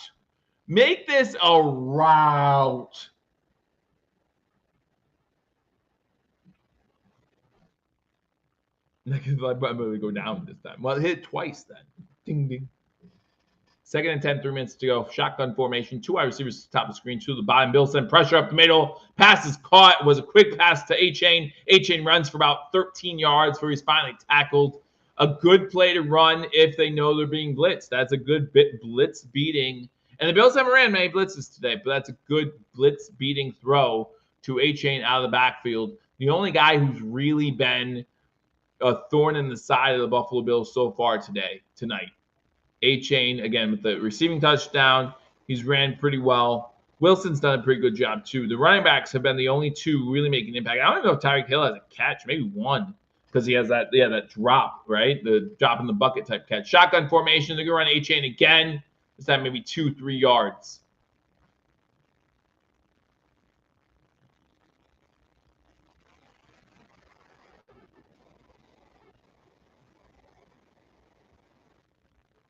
Yeah, I'm not gonna lie. Even 2-minute warning in Miami. Bills up 24-7, and they have a 2nd and 7 comeback on the next side of the 2-minute warning. Not gonna lie, this is a better first half than I thought it was gonna be for Buffalo, and I thought this was gonna be a close game, and so far it hasn't turned out that way. Not saying things can't change. Not saying that we haven't seen Miami turn things around before, but so far so good.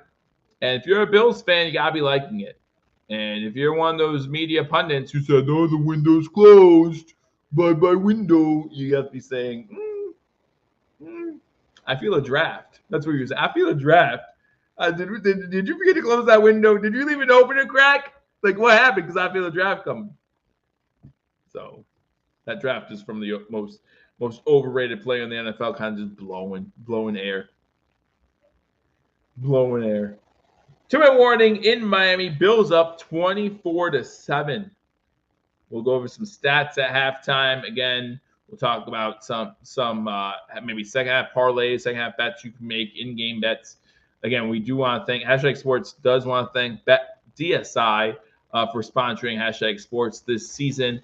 Bet DSI, again, if you haven't already made an initial deposit, they are going to give you 120% of your initial deposit in bonus bets up to $1,000. You can't beat that. You cannot beat that. That means if I put $10 into my account, they're gonna give me, what's that, like 22? I don't know, 120. I have some smart people, and you guys figure it out. I don't know, but still, good money, right? They're gonna give you some back. I put $10 in there, all of a sudden I come back with $12 more, make more bets. You can turn that into some winnings. That's what it's all about, winning. Just like the Bills are winning. Everyone wins. All I do is win, no matter what.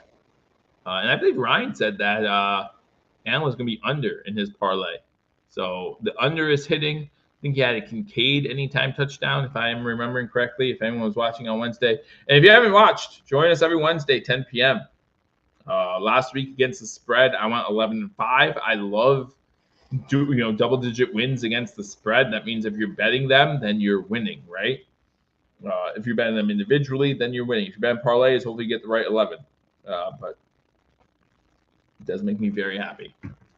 Does make me very happy. Hopefully, I do double digits the whole remainder of the season. Hopefully, every week I have double digit wins. That would be very impressive. I would be shocked, just so you know. Just so you know.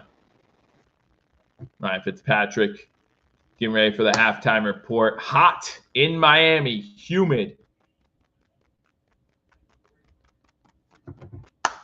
All right, let's see what this Bills defense does. Pistol formation. 2nd and 7 from their own 46-yard line. In goal motion. It's a quick pitch out to a chain, and he gets about 3 or 4 yards. Going to be 3rd down. 3rd and about 2.5. Long 2, short 3. Long 2, short 3. Whatever you want to say about it.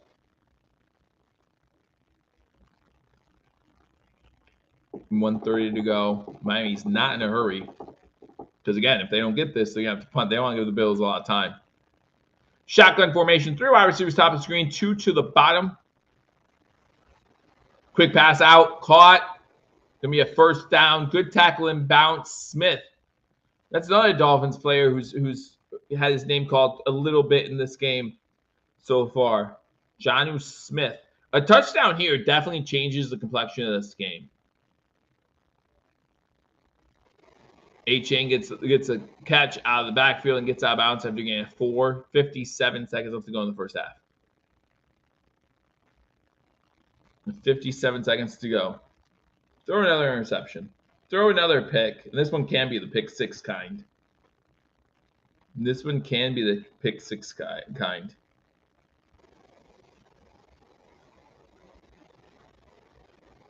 Second and 6. Again, the clock was stopped due to the A-Chain getting out of bounds. Shotgun, no pistol formation once again. I'm going to run A-Chain again. Get him in the backfield. Come on. Get him in the backfield. It's going to be 3rd and long. They really think Tua's gun shy right now. They're not throwing, they're not passing the ball at all right now with 40 seconds to go. And they're not calling their timeouts. Man, I don't know what McDaniels is doing, but whatever it is, he knows that he cannot trust his quarterback right now. He can't trust his quarterback right now, and he knows that. We're seeing running plays with less than a minute to go, close to midfield.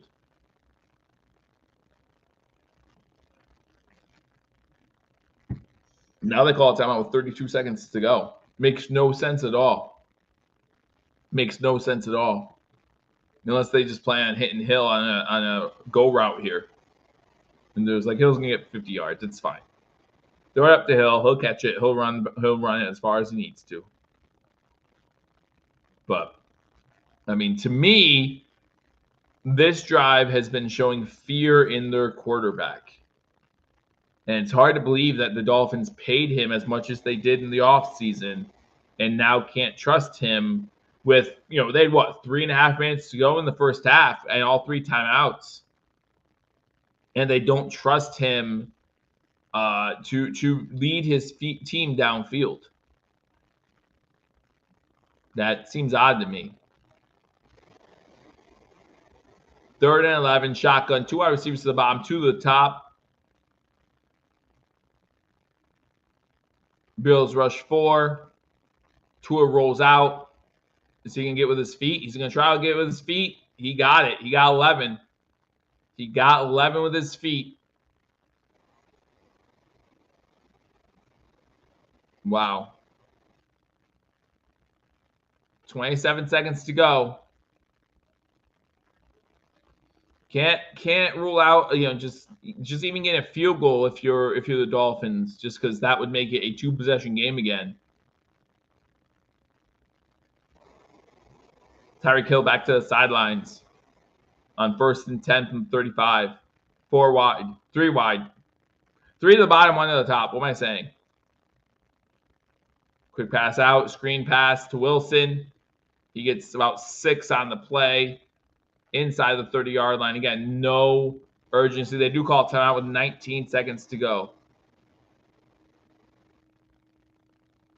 Another season where the defense can't stop 3rd and a mile. Yeah, and they even let Tua, not a running quarterback. Tua might just hit his over on rushing yards on one play. I don't know what it was, but if I were to guess, it would probably be around 10. Probably around 10 yards would be what I would guess his over-under would be, because he is not a running quarterback.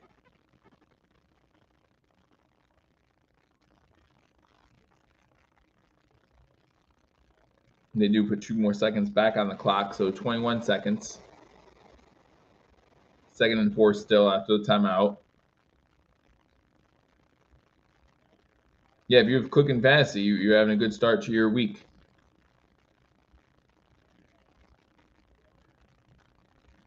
Shotgun trips to the bottom of the screen. Now number 0 goes in motion to the top. So there's 2 wide receivers, top 2 on the bottom. Hill with the catch, gets the first down. Not much more. Spector and others on the tackle. 16 seconds. I think Miami just called their 3rd and final timeout. Again, maybe if you had shown this urgency earlier in the drive, you would have more options now. Instead, you have to waste all 3 timeouts. Bang, bang, bang. You have 16 seconds, no timeouts. Means if there is a completion or a run play that ends in bounds, you have to rush the field goal team out there. And, if for my money, I'd rather touchdown over a field goal. I'd rather go in down 24-14 than 24-10. But since it's the Bills that are winning, I'm not gonna worry about it. But yeah, I just wonder what that says about McDaniel's confidence in Tua right now if they weren't doing this earlier. Hill in the game, Tua in shotgun. Looks like the Bills matched the timeout for a timeout. Good time to call a timeout when the clock's already stopped.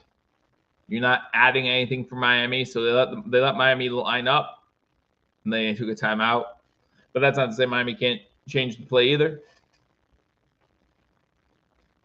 But McDermott can still take a look at matchups he likes, matchups he doesn't like. This is McDermott's MO. I have timeouts to spare.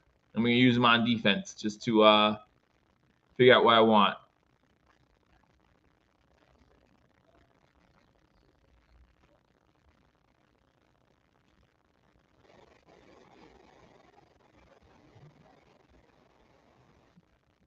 Twitter update. Let's see if it's anything about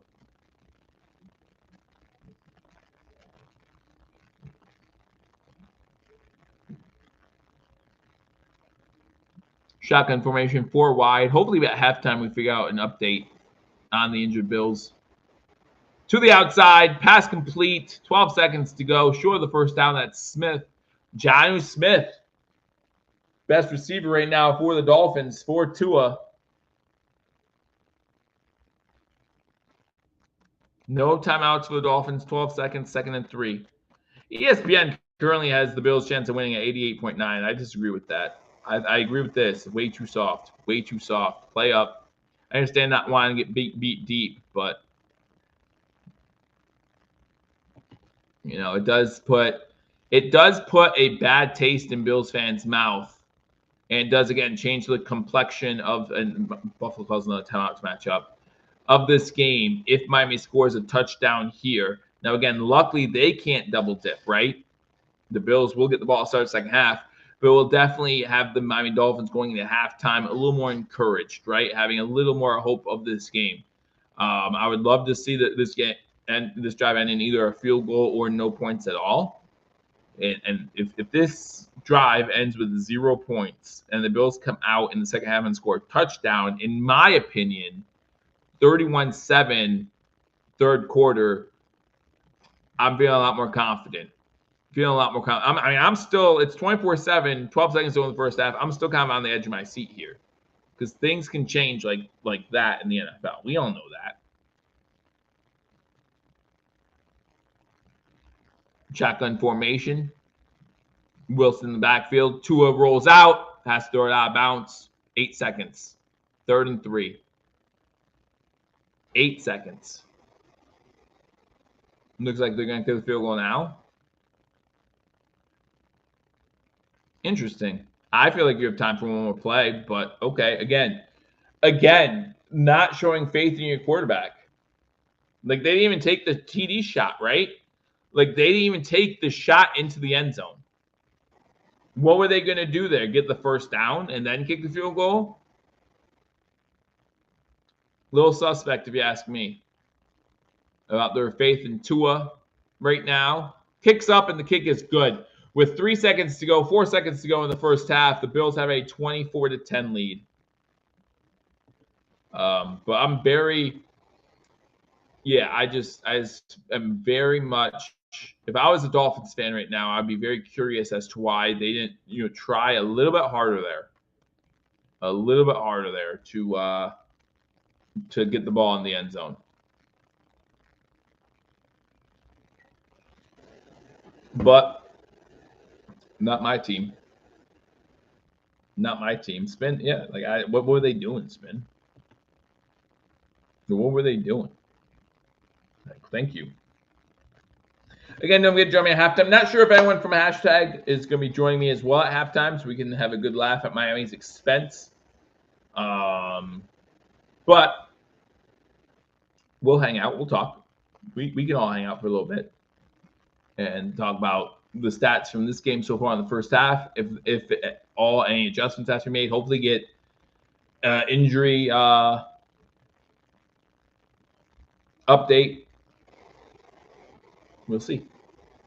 We will see. Hill heading to the locker room. Hill really has been taken to the sideline quite a bit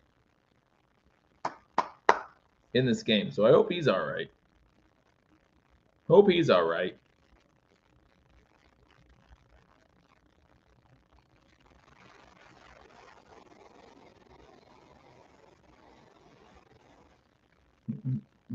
All right, Allen takes a knee. It's halftime.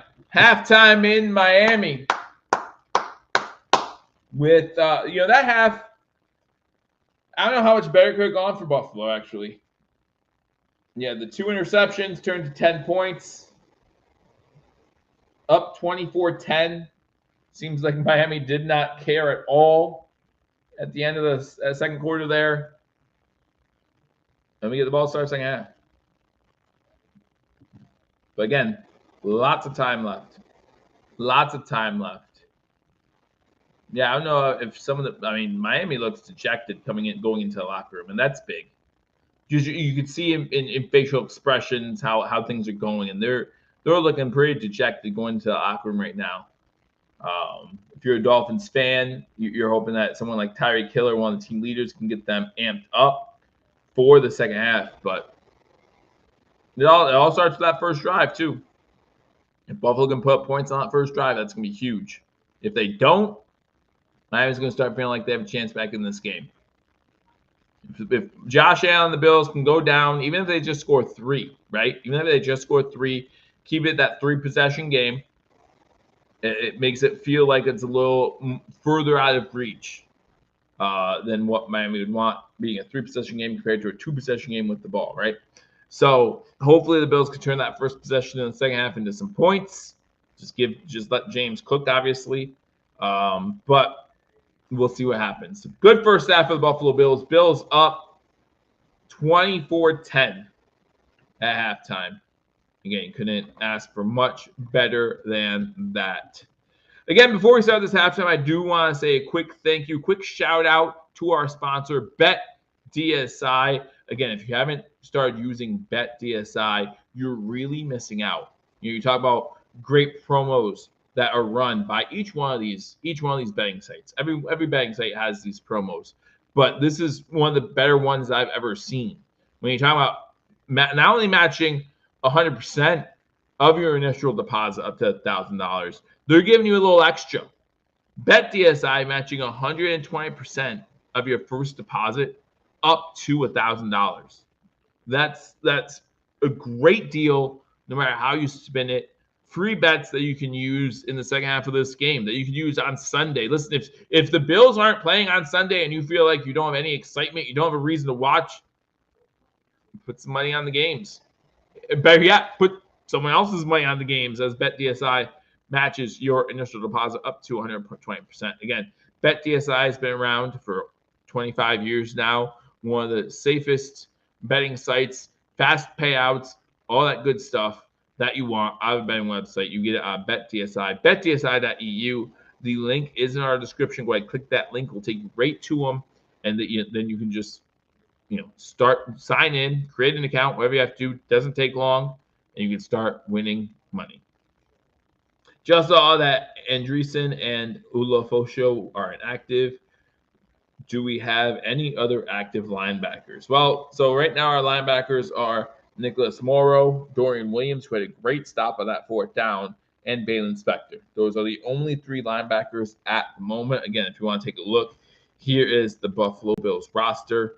Morrow is active. Here's the Buffalo Bills roster presented by Buffalo Bills PR on Twitter.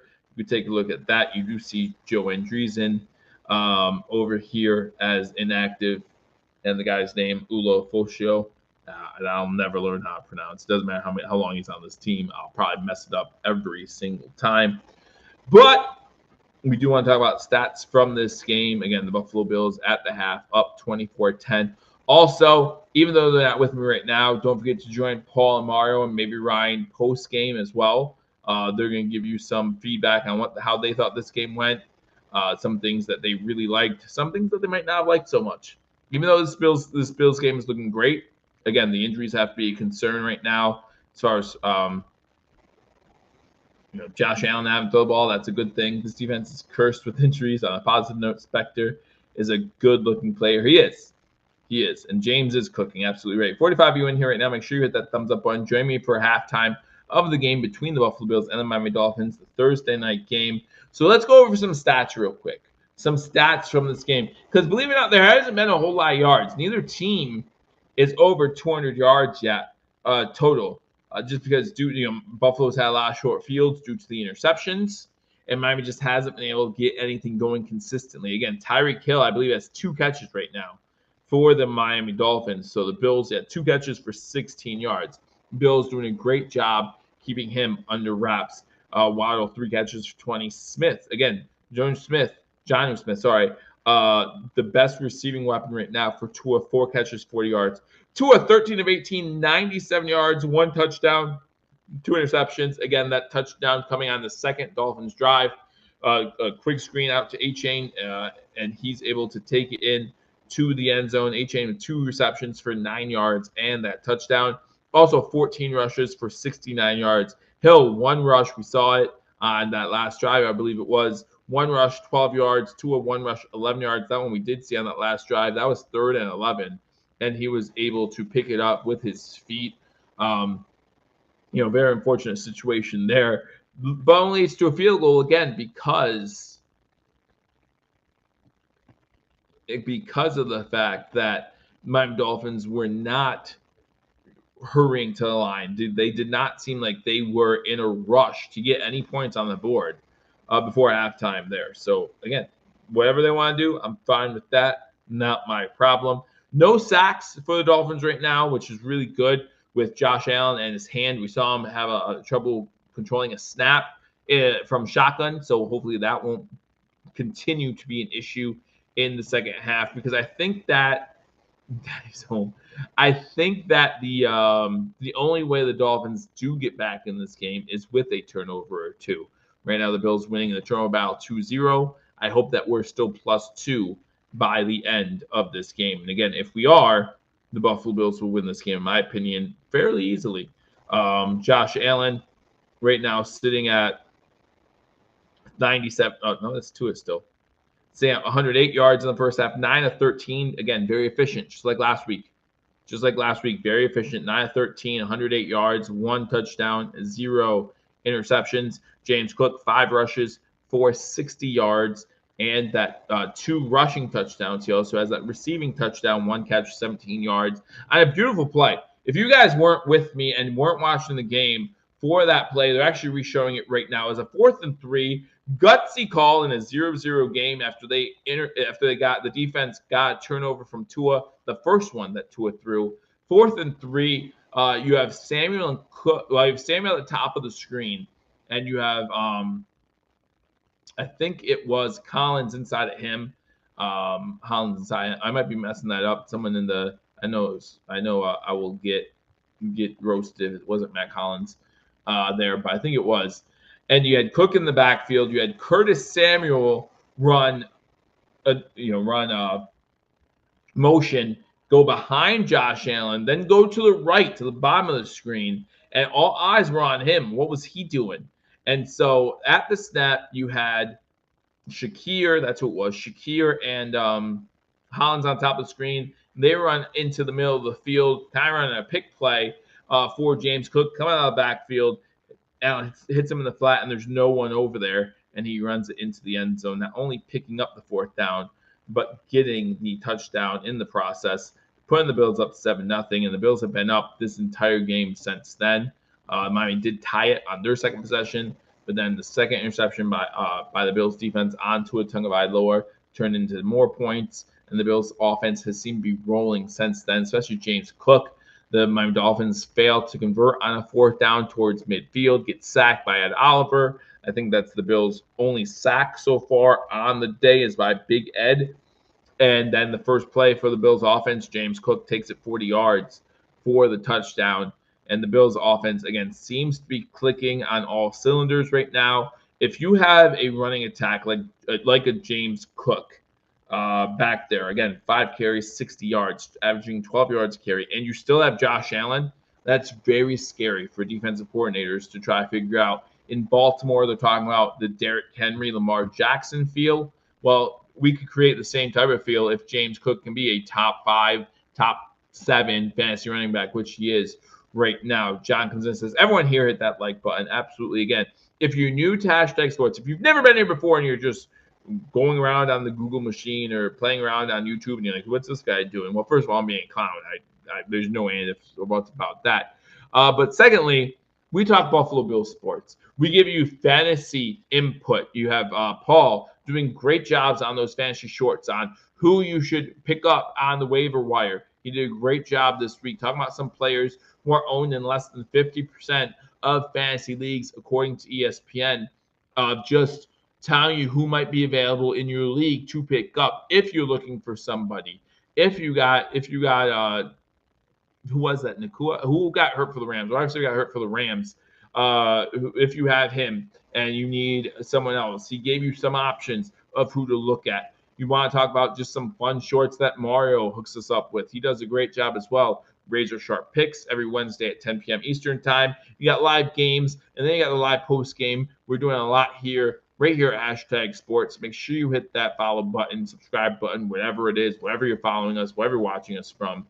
And make sure you hit that thumbs up button, like this video, and leave a comment. Let me know what you think so far of this game and what you think the Dolphins might. The Dolphins need to figure out a way to get Tyreek Hill involved in the second half. I don't know why Tyreek has come out in certain situations, right? We saw him on a long 3rd and 13 come out of the game, and I just don't understand if something's going on with him. I know that it's very hot and humid in Miami right now, but it's hot and humid for all the players. And he's a Dolphin. He should be used to this type of conditions by now. But I do think that if you're a Dolphins fan, you need to figure out a way. You're thinking that you need to figure out a way to get Tyreek Hill involved more. They've tried to force the ball to Waddle a little bit. That really hasn't been too successful. We saw the end around to Waddle get about 6 yards. He's had some catches over the middle of the field, but nothing. He hasn't broken anything out yet. And that was one of my keys to victory in the beginning of this game, more for Tyreek Hill than Waddle. But, I don't care how many yards they get, but they can't be impactful yards, if that makes sense. If he has 10 catches for 81 yards, but all those 81 yards were 6 here, 8 here, 9 here, maybe 1 or 2 for 12. He has 1 catch for 11 yards right now. Things like that. But they lead to field goals or they don't lead to points at all. Doesn't matter. But no 80-yard touchdowns. Nothing that can blow the roof off the place. Nothing that can make the Dolphins feel like they are still in this game. And John comes in and says, as long as Bills win. And right now, again, sitting there with a 14-point lead, and you get the ball to start second half, there's really no reason why you shouldn't win this game right now. Really no reason why you should not win this game right now. I feel like you should try to shorten this game as much as possible as far as possessions for the Dolphins. And you should, let me rephrase, you should come out in third quarter with the same philosophy. It's a 0-0 game right now, right? That's something you got to drill home to these players. It's a 0-0 game. If we let the Dolphins back into this game, if the offense starts clicking at any level, this could be trouble. It could be trouble. We don't want that to happen. And we saw what happened last week against Jacksonville. We talk about the Bills being able to come back against Arizona at home. Miami was able to go on the road, same state, sure, but on the road and play a team that at least last season was better than the Cardinals pretty handily, right? And be able to come back. Don't turn the ball over. Don't let them feel like they have a chance to come back in this one. We need Von Miller to get a sack. We need Rousseau to get a sack. Yes, because he's in my parlay, but yes, we need Rousseau to have an encore of what he did last week. Can't go from having 3 sacks to having no pressures. It just doesn't work. Just doesn't work. Give me a sack as long as the Bills win. That's right. If you're the Buffalo Bills, hey, listen, what you're doing is working. What you're doing is working. Keep Cook involved. You got Kincaid involved early.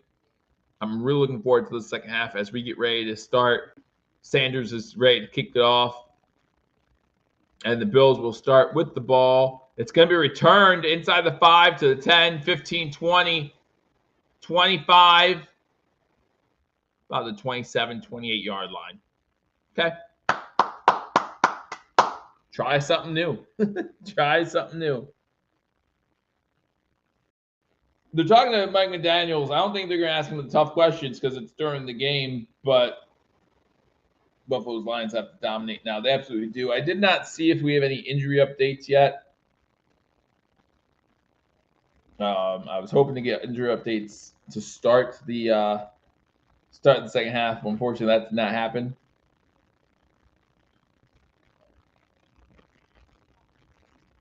Bills going to start with this ball 1st and 10 from their own 28-yard line. Start in the pistol formation. Cook in the backfield behind Allen. One wide receiver to the top, one to the bottom. Quick pass out to Kincaid again, trying to make a Dolphin miss. Just lowers his shoulder, gets about 9 yards. There you go, Kincaid. There you go. You can't make that miss. Just lower your shoulder and get what you can.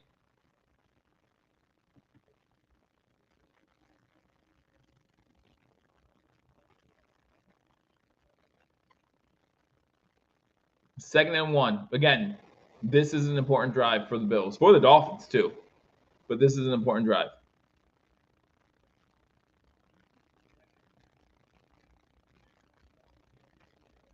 Cook behind Allen. Allen under center.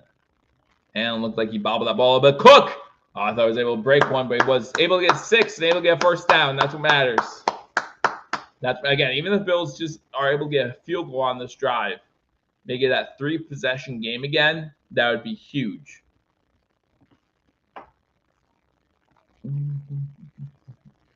That would be huge.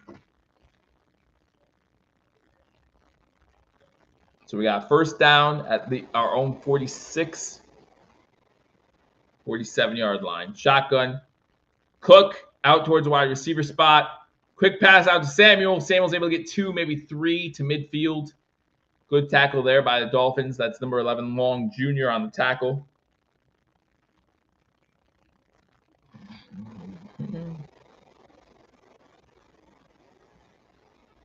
Second and 7.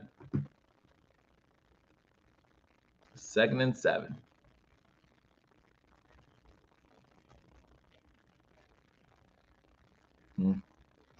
Miami had a defensive substitution late. I was hoping that Allen get the snap off, get that free play. Aaron Rodgers is so good at that. You can think whatever you want about Aaron Rodgers, but he's the best at that. Cook trips in the backfield, loses a yard.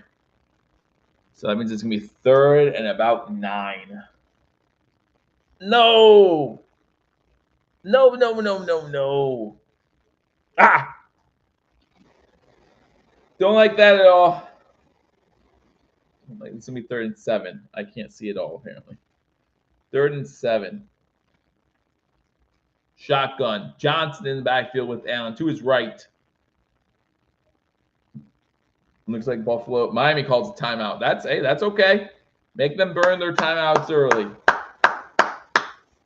You know, if you're not going to score points on this drive, that's a small plus. Because they're a team that has to come back. So they're the team that might need those timeouts later in this one. They're the one that might need these timeouts later. But again, the way this Dolphins offense can get going in a hurry, it's scary. You have to have a really big lead to feel like the Dolphins are out of it. And the Bills just don't have that yet. They have a nice lead. They have a two possession lead, which is nice. You know, if we were up 24-10 last week in the third, I would have felt a lot more comfortable than I do right now. I mean, but the Bills' offense is looking good. James Cook looking good. Josh Allen efficient as of right now. 3rd and 7, 12:22 to go in third quarter. Big third down, close to midfield. Johnson's still in there for the Bills. He is now to the left of Allen. Bills moving from right to left. Trips, bunts formation to the top of the screen. Allen rolls that way. Has a guy deep, but oh! He had MVS deep. He had a step, but just throws it too far over to the sideline, and the Bills will be forced to punt. Bills will be forced to punt, which is exactly what Miami wanted. Wow.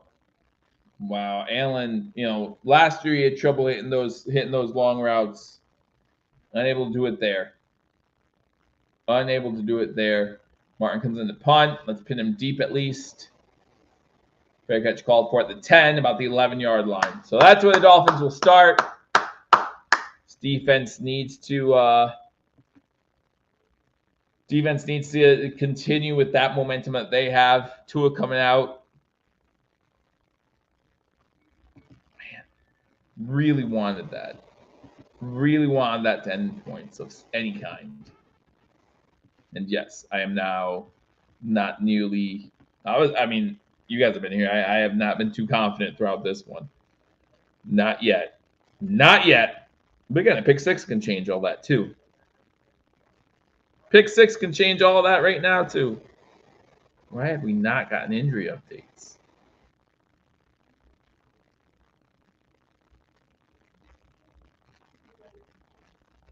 Joe Bernard has been ruled out for the game with a pectoral injury, according to Matt Perino. So it's legit. Man, injuries and tough injuries. Did not like the second down run call. Again, he tripped in the backfield. Who knows what would happen if he was still able to keep his footing, but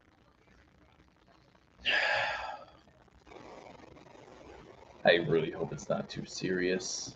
Again, we got like murderous row in our schedule coming up. You know, and that includes at the end of it back-to-back road games. You know what I mean? Like we're on the road 3 weeks in a row. I think it's, someone can correct me if I'm wrong. I think it's the Texans. The Texans are in there. The Jets are in there. I forget the third one, but not what we want exactly. Not exactly what we want.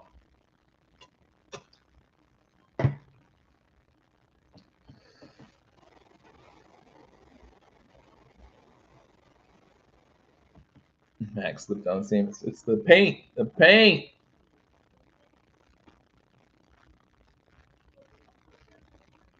All right. Getting injured just ever be a minor one. Well, for me, a minor one means he plays next week. If he just misses the rest of this game, Bills win. You know, maybe McDermott and Babich heard the injury and said, the way our defense is playing without him right now, we can keep him out of this one because they've been stepping up. There's been 3 drives that he hasn't been in there, and they've only allowed a field goal so far. Inspector's been playing great. 1st and 10 from the 11, pistol formation, because that's how they start every series. Hand the ball off to A-Chain. He gets about 2. Williams and Spector, speaking of, on the tackle.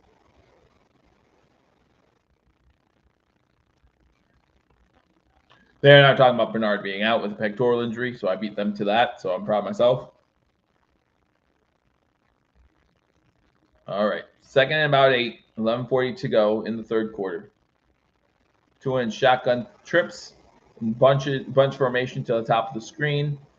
Now number 30 goes in motion. They fake the handoff to A-Chain. He's going to get the pass, though, and he's wide open. And he gets a first down and gets out of bounds. Man. Bills team's doing a good job keeping Waddle and Hill contained. They really are. I mean, the only two people really beating us right now are A-Chain and Jonnu Smith. And if you told me at the beginning of the game, their two leading receivers in the third quarter were the field is slippy, were A-Chain and Jonnu Smith, I would have been completely okay with that. Even if he didn't slip, though, he went maybe would have saved 2 yards there. A-Chain gets to carry.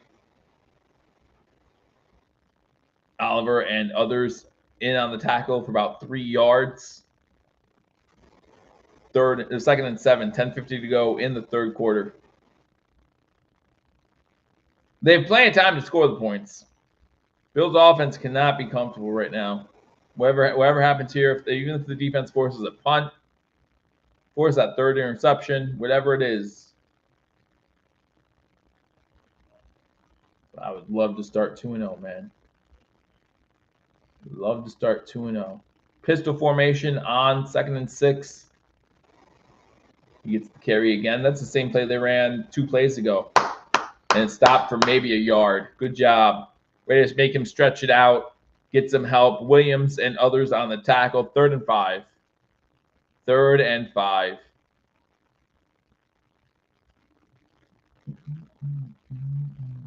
At the 10-minute mark in the third quarter.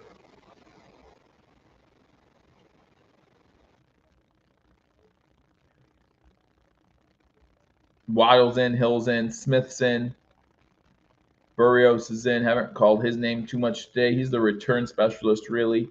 A-Chain to the right of Tua. 3 wide receivers at the top of the screen. Waddle alone at the bottom. Pressure coming. Tua has to throw it away. Throws another interception. That's a pick 6. No one's there. No one's there. Untouched into the end zone, trying to throw it away. Unable to do it. And Ingram gets his second pick of the day. This one goes for 6.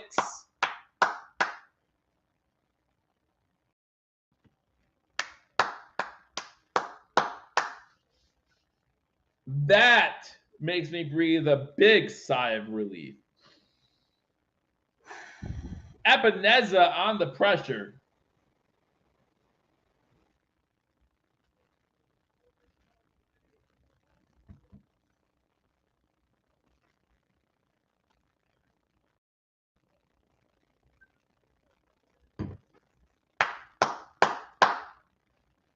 Backup stepping up. They absolutely are. Next point's up, and the next point is good. 9:27 to go in the third quarter, and the Buffalo Bills, after the third Tua Tagovailoa interception, lead this one 31-10. Lead this one 31-10. Great play. Yes, Epineza and Rousseau able to get in there, cause the pressure. And again, Tua was trying to throw this thing out of bounds. Tua was trying to throw this thing out. Now, why did he try to go to not just throw out of bounds to the short side of the field? Maybe there wasn't a receiver over there, but I'm pretty sure it was out of pocket. So that wouldn't have mattered. Why doesn't he go short side and throw it out of bounds? I don't know. But definitely an ill-advised throw by Tua. And the Bills are the beneficiaries. Bills defense stepping up, even with the injuries. Because remember, Bernard wasn't the only injury on defense today.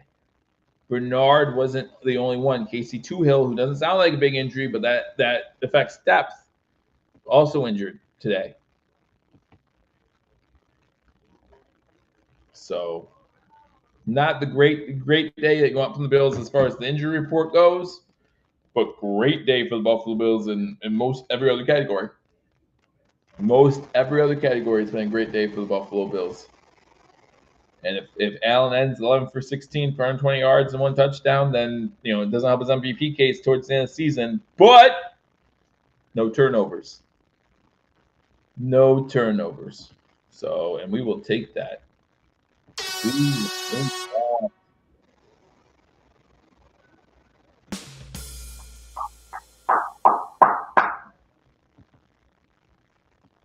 It says, let's not play it safe. There's still a lot of time.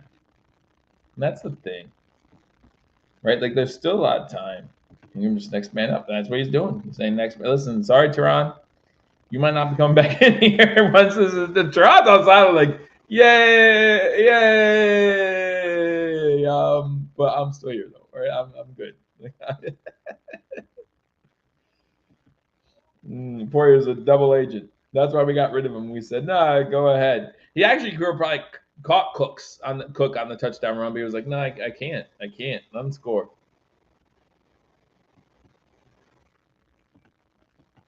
That's where it gets very dangerous for the Dolphins, because the only thing that's been working for the Dolphins right now today, screen passes to HN, short passes to Jonnu Smith, and the running game. Like, that's it. And now down 3 scores halfway through the third quarter. And don't forget that you have that man. You have that man for the Buffalo Bills on the other side. It will be a touchback once again. This is a game Tua wants to forget for sure. For sure. A game that Tua wants to forget as they're showing the lowlights. 3 interceptions. 3 interceptions. He wasn't out of the pocket. And that's why he was trying to throw it to somebody where it looked like he was trying to throw it to somebody, but you hear him lip to the offensive coordinator trying to throw it away.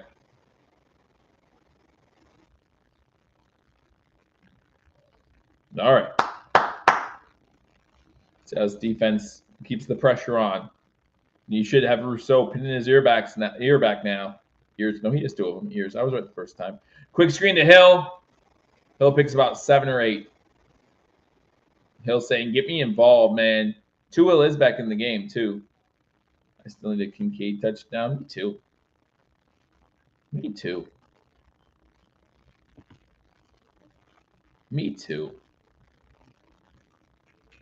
In fact, that might be all I need yet. Oh, no, I need something bad to happen. And at this point, I don't want it to happen. So I'm good. 2nd and 2 after 8-yard game by Hill. Only his 3rd catch of the day. 8:50 to go in the 3rd quarter. Pistol formation once again. Tua pitches it out. And Wilson gets nothing and likes it. A 2-yard loss. Lewis and others in on the tackle. 3rd down. 3rd down.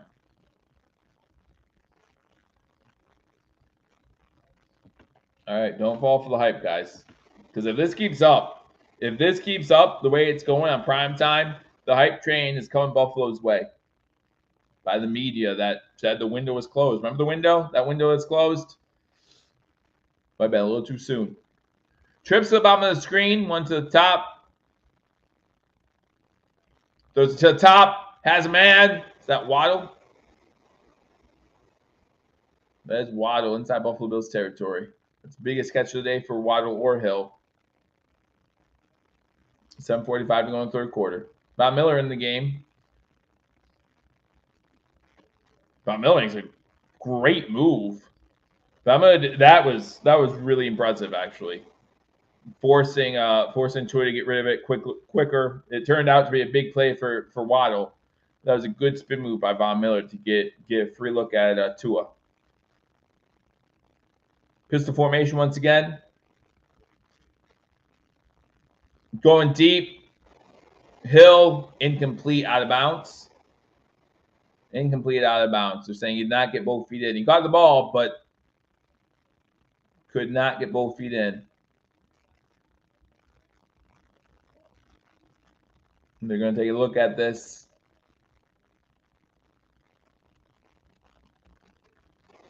Maybe.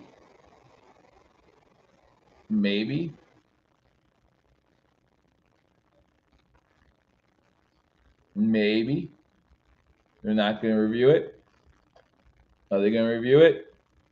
Not going to review it. 7:14 to go. 2nd and 10. They run it to outside with Wilson. He comes back in. Gets about 9. Spector there on the tackle. But he got about 9. 3rd and 2 for the Dolphins. 31-10 Buffalo. 7:05 to go in the 3rd quarter. Clock should still be winding. I don't know why the clock wasn't winding there. But whatever. Whatever. I'll only be upset towards the 4th quarter when it's a 7-point game. I'll be upset in the 4th quarter when it's a 7-point game again. 3rd and 2. It's a short 2, though. Hill on his knees in the backfield, trying to hide. They do run up the middle. Achane gets the first down. He'll break some tackles inside the 30 to about the 20. 19. Then he stood up there. But a good run by Achane. Hamlin in on the tackle. And they have the ball inside the red zone. Inside the red zone, they're moving the ball. Never want to take anything for granted.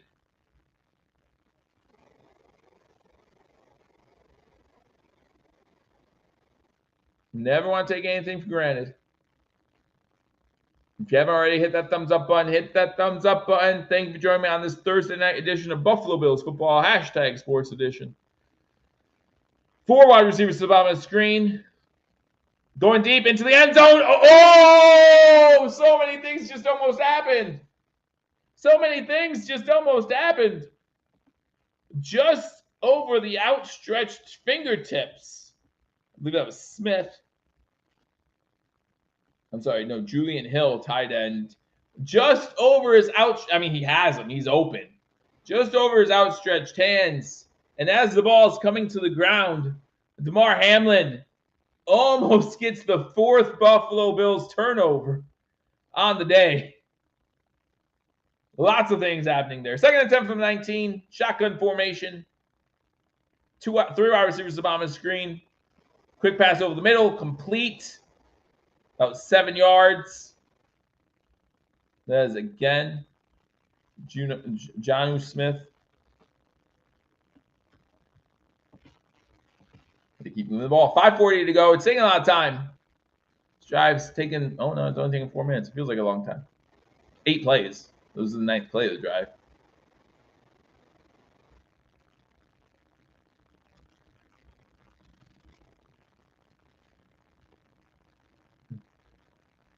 Third and 3. Pistol formation. 2 wide receivers top of the screen. Now Wild comes in motion. Wild and Hill both at the bottom. Achane the ball. He's stuffed. 4th down. 4th down. The crowd's probably going to start booing soon. Big play.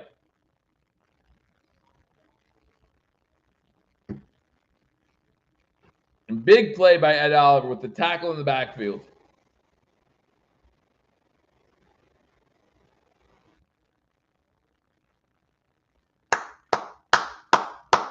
Going for on 4th down. 3 wide receivers top of the screen. 1 to the bottom, 1 at the bottom.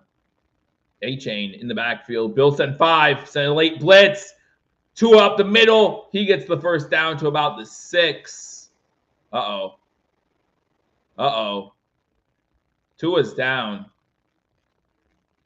He did not slide. He did not slide. Hamlin on the tackle. Hamlin in on the tackle. And with Tua's history, that's always scary. I mean, it's always scary either way, but we know Tua's history.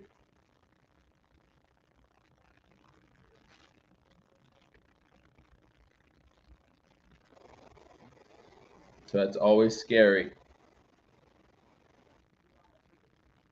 That's fine. You can tell me it's starting to rain.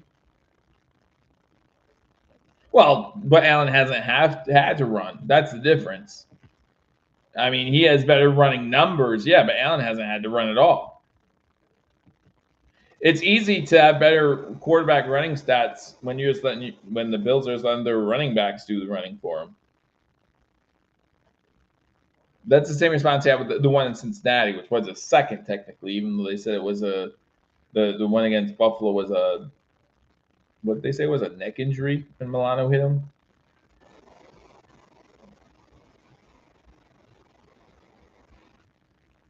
I forget what they said it was. I think they said it was originally a neck injury or something like that.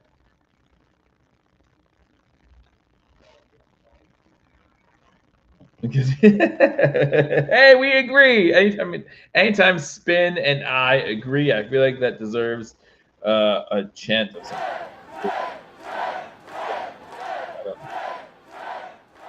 I don't know.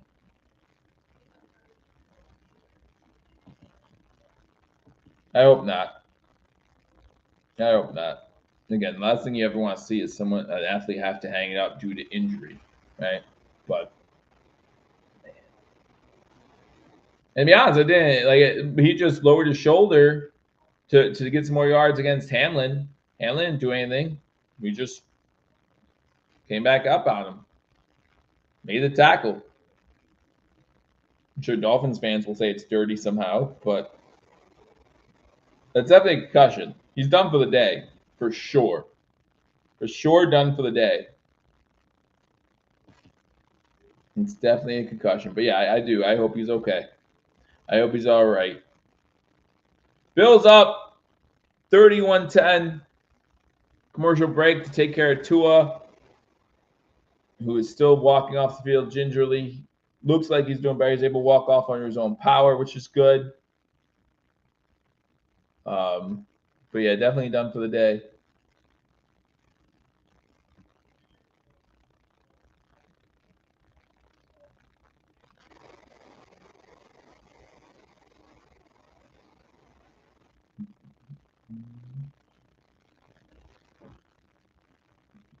So Tua's on the sideline. Skylar Thompson coming in.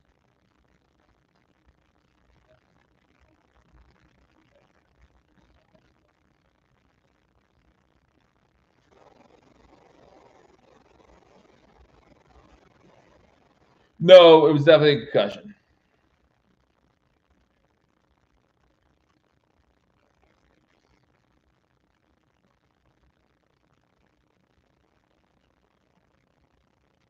Definitely a concussion.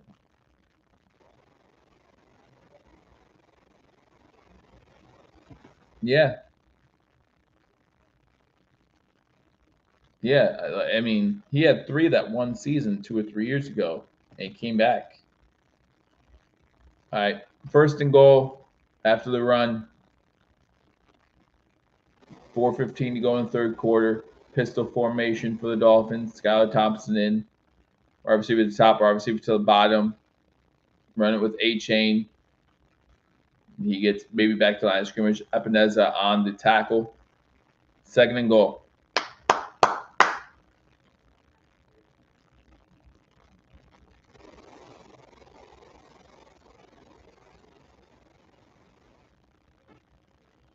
They're replaying his concussions from 2 years ago, neither of which looked good.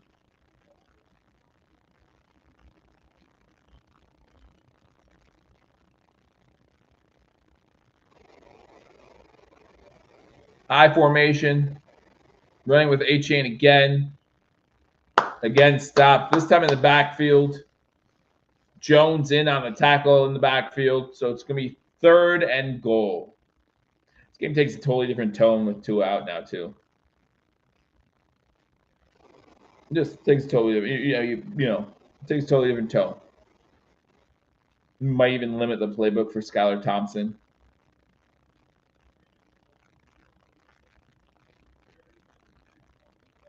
Third and goal, less than 3 minutes to go now in the 3rd quarter. Miami's had the ball almost this whole quarter. Almost this whole quarter. Remember it was a pick 6 that Buffalo scored on. Thompson throwing the ball, player trips. Burrios is the one who fell on, again, slippy conditions on that field. 4th and goal. Yeah, it's looking like he knows his job is over. He's showing no urgency. We saw that in the 2nd half.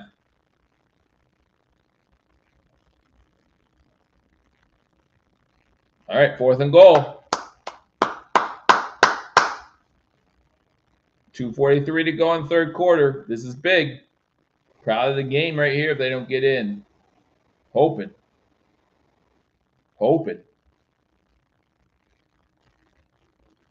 And it's an illegal snap. So we're going back 5 more yards. Oh, no, Miami called timeout before the snap.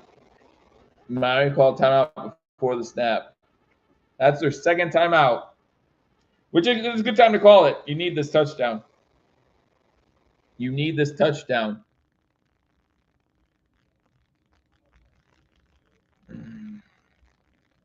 It's a shame. And the Bills were up 31-10 when it happened, right, when the Tua injury happened. So it wasn't like Bills weren't doing well. But, again, I like seeing all teams at their best. Best on best. See who wins.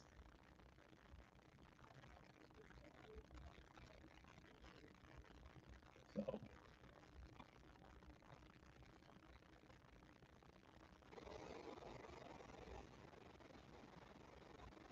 All right, 4th and goal. Again, big 4th down here. Big 4th down. Damn good to see you. Thanks for joining. Bills up 31-10. Miami's ball 4th and goal from the 7. Pressure coming. That's Von Miller. Getting in there. Getting the sack. That's his 2nd sack of the season. 2 games, 2 sacks for Mr. Miller. 2:40 to go in the third quarter. The Bills take over on downs.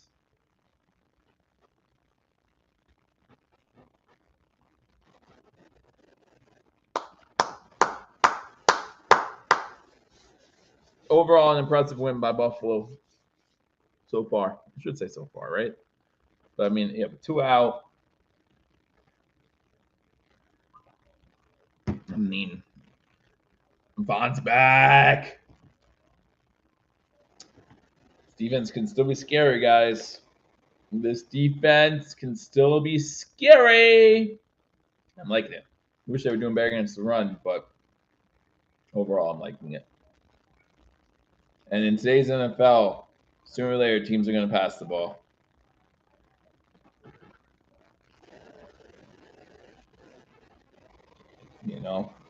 Sooner or later, they're gonna want to pass. So I'm trying to figure out where the chain is on rushing yards in this game. He has 90 rushing yards. Yeah, that's too many. 21 carries, 90 yards. So it's only a 4.3 average. But still too many. He has 100 all-purpose yards. That's something we can work on. But overall, you have to be impressed. Only 10 points this Miami offense. That was supposed to be explosive, right? It's supposed to be an explosive offense. And being held in check for pretty much the second week. Miami just tied Dwight Freeney for the number 18 spot in all-time sacks, 125.5. Let's get a TD in. I mean, John, I'm all for getting that TD. This game's looking like it's in the books, guys, and I'm happy to say it. But you figure the Bills have the ball. They're up 3 possessions. I don't see Miami touching the ball again in this quarter. So the Bills have the ball for the rest, hopefully. And the only way the Bills have the ball for the rest of this third quarter is if there's a turnover.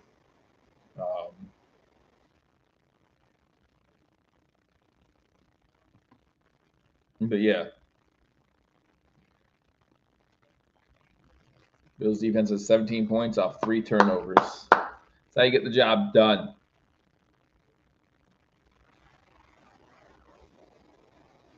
That's how you get the job done. 2:40 to go in the third quarter. Allen starting this drive under center. James Cook in the backfield. MVS in motion. So you have Samuel and MVS to the bottom. I'm sorry, you have Coleman and MVS in the bottom of the screen. I don't think Coleman's had a pass thrown his way at all today. Not even an attempt. Man, he just outran Jackson on that one. He just outran Jackson.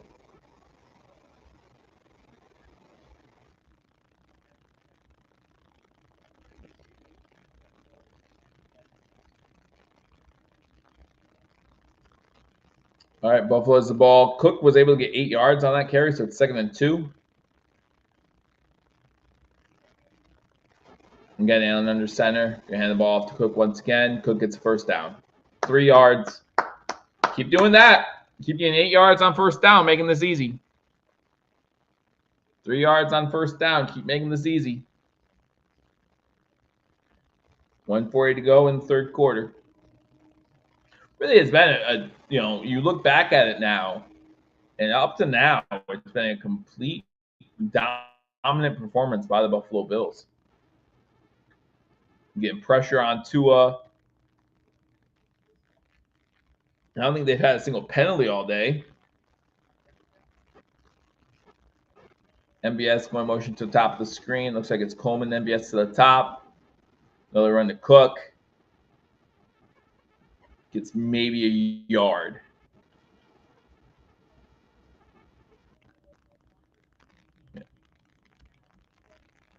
Tua has been ruled out with a concussion. Starting Keanu Fantasy against the team with Cook feels like it was a great idea. I think the other team's winning. I think the other team got off to a better start.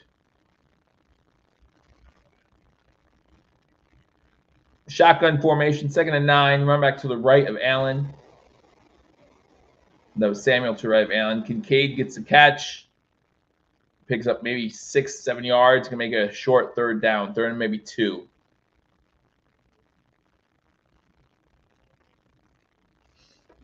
Jamarcus Ingram, the first UB football player to have 2 interceptions in an NFL game. Horns up, baby. Horns up. That's me in the third quarter. Flipping sides one more time. Flipping sides one more time. Bills have the ball up 31-10. Nothing else matters at this moment. Bills are about to be 2-0. About to be 2-0.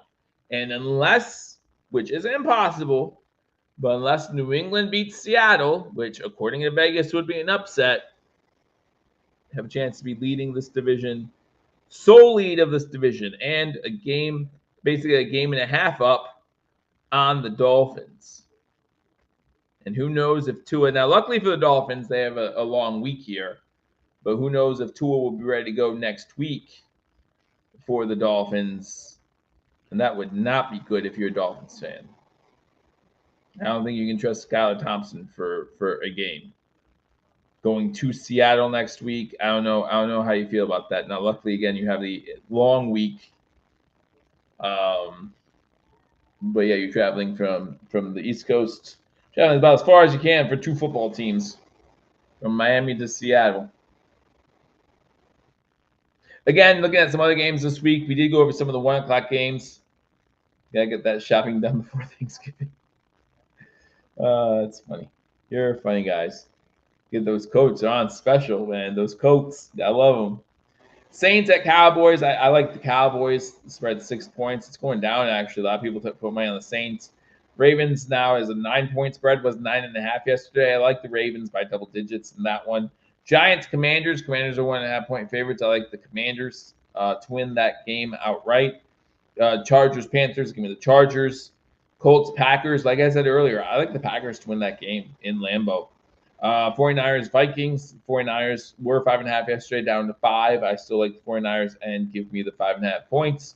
Jacksonville 3-point favorites at Cleveland. I think they were 3.5 when we did the show yesterday. I took Cleveland to cover the 3.5, but gave me Jacksonville to win that game.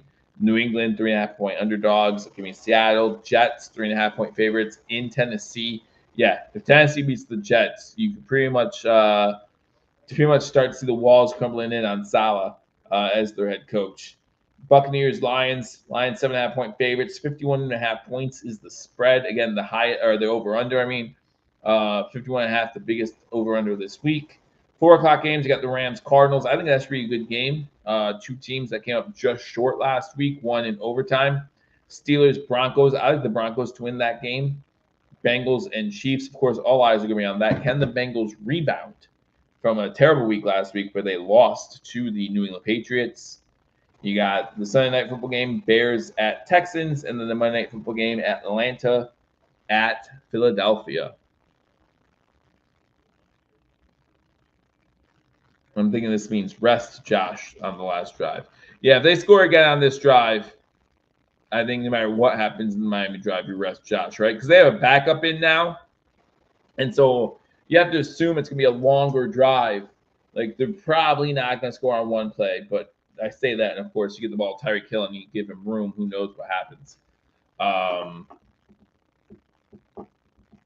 4th and 2. They ran it on 3rd down. They didn't pick it up. So now 4th and 2, they're going to punt it. They just ran that whole drive. They didn't even – well, no, they did have one pass to Kincaid. Martin back to punt. Martin's done a good job today. The coverage has done a good job today, too. Hollins is down there again. This one, unfortunately, goes into the end zone. And so the Dolphins will start at their 20-yard line. You know how much I love the delayed handoffs on any down. I think they're the worst play in football.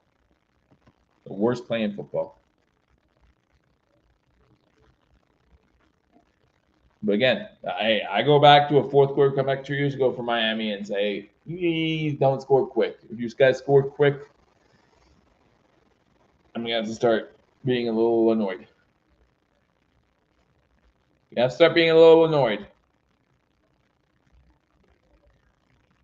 This sounds like, I think it matters how Miami finishes this drive off, but I would assume so.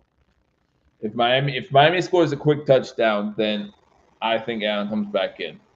If Miami scores a touchdown with 10 minutes or more, there's currently 14-14 to go in the game. If Miami scores a touchdown with 10 minutes or more on the clock, Allen sees more time. What I missed, Joe? Well, you missed a lot because we're in the fourth quarter, so you missed 3 quarters of football. Skylar Thompson in shotgun. Looking to throw. Finds A-Chain out in the flat. Tackled right away. Good tackle there by the Buffalo Bills. Number 47, Christian Benford, who also has an interception today. So what you miss? All right, so the first quarter started. The Dolphins got the ball first. Unable to do anything with it. They punt to the Buffalo Bills. Bills unable to do anything with it. They punt back. Tua on the second possession throws pick. The Bills answer with a Cook score. No, the Bills scored on their first possession. I'm sorry. Bills scored with a Cook receiving touchdown on their first possession. Cook has 3 touchdowns. Scott Thompson in shotgun once again, over the middle.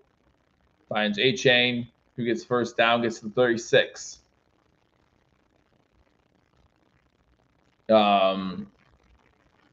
Tua has 3 sacks. He was taken out late in the third quarter, tackled by Damar Hamlin on a clean hit.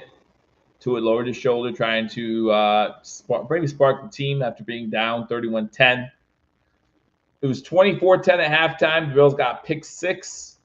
Ingram has 2 interceptions, including that pick 6. All 3 interceptions were of Tua. Unfortunately, for the Bills, you have Bernard going out. Trips to the bottom of the screen on 1st and 10, looking over the middle, pass incomplete.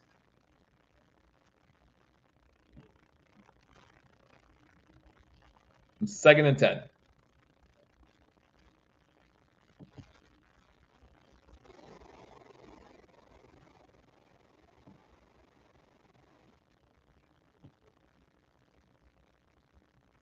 Second and 10.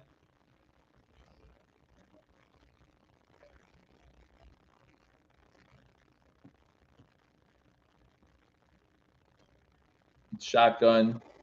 4 wide receivers. 3 at the bottom of the screen, 1 to the top. Burrow's in motion. Oatmeal pass complete.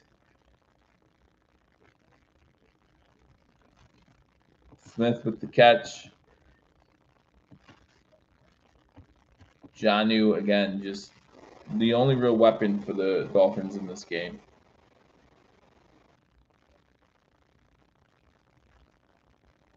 $12:15 to go. 3rd and 4. Time for another interception or sack. Hey, I'm good with the Russo sack. That helps me in one of my props if it happens. Come on, group, get in there. Helps me in one of my props. Shotgun. Skyler over the middle, incomplete, overthrows his receiver. And it's going to be 4th and 4. 4th and 4.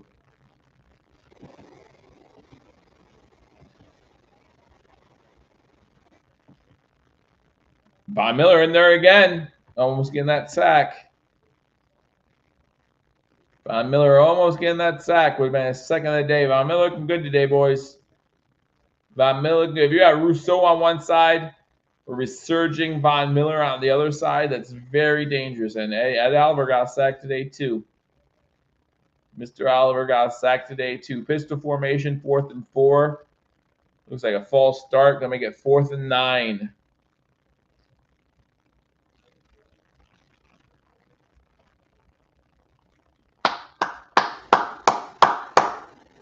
Fourth and 9.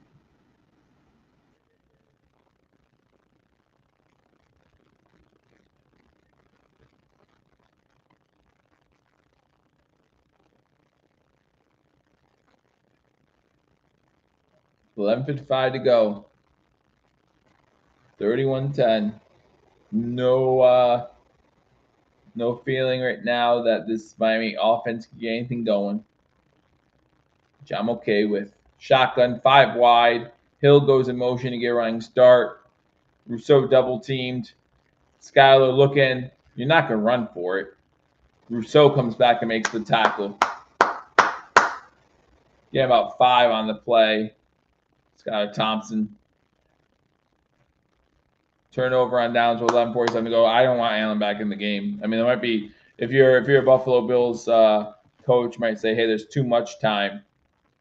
But run, field goal if you have to. Great hustle by group. It was a great comeback to the ball.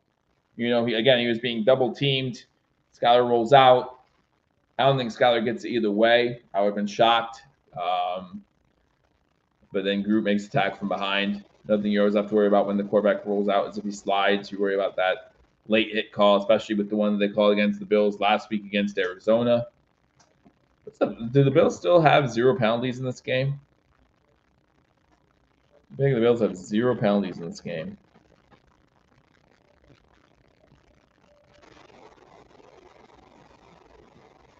Nope, we have 1. Sorry, we have 1. Bills have 1.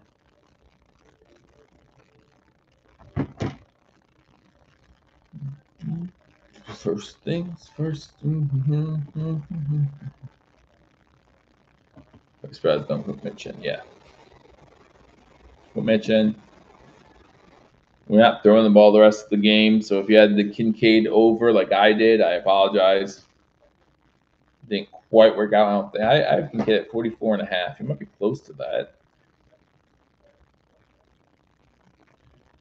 Kincaid. No, he's not. No, he's not. That's okay. That's okay. I got the over on Shakir, so that's good. Most important thing is the victory. Most important thing is the victory.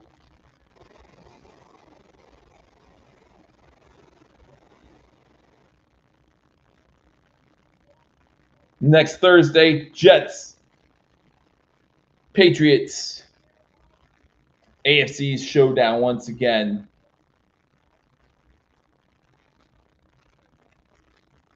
Again, if you haven't already hit that thumbs up button before you leave, again, not the excitement that we thought we might get going into this game, and for a good reason. It's a good thing. James Cook, three touchdowns on the day.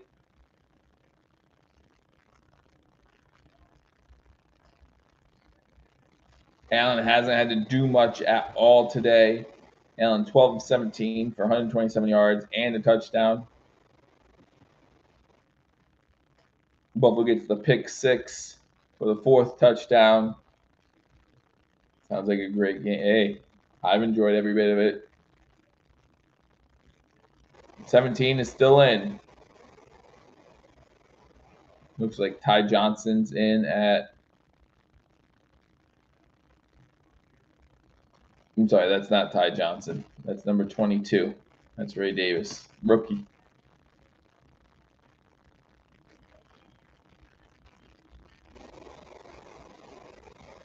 Armstead injured for the Dolphins as well. Wow. Clock winding, 11:20 to go, 2nd and 7. Key on time? Why key on time? They're not going to throw the ball at all. I would be shocked if they throw the ball at all. Run, run, run, field goal. Timeout, Buffalo. Timeout, Buffalo. Sean McDermott just saw number 17 out there. So, whoa, what's he doing out there? Timeout. Timeout.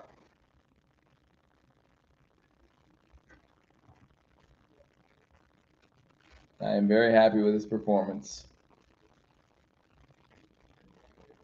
Where's Deborah wasting timeouts? I don't normally talk about that. We'll probably talk about that post game.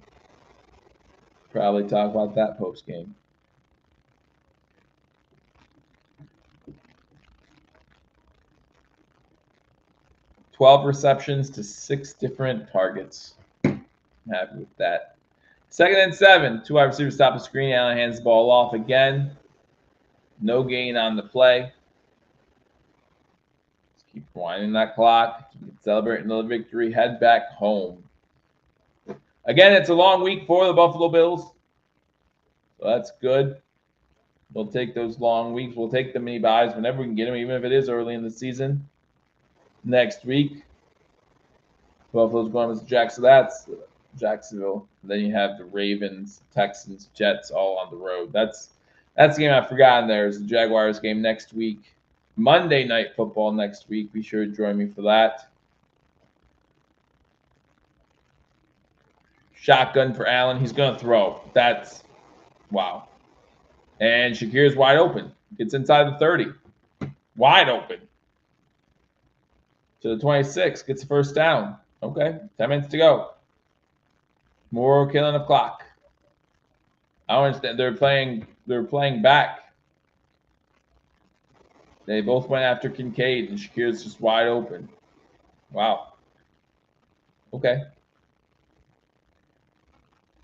I'm really surprised. And I don't think if they had 3 timeouts left, they'd be calling any of them.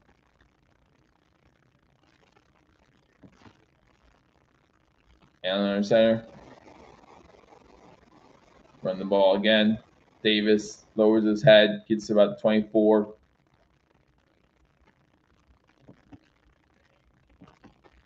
I cannot be upset about this performance at all. I'll be upset about my parlays, which aren't hitting with crap, but cannot be upset about my my team right now. Very happy with that.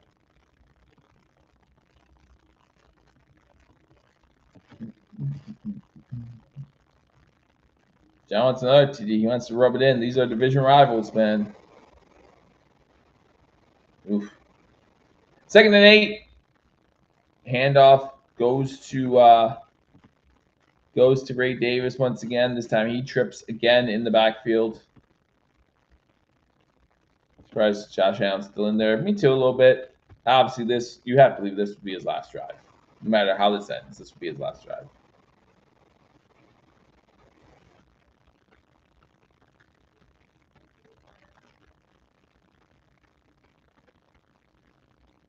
Third and 11, shotgun formation for Allen.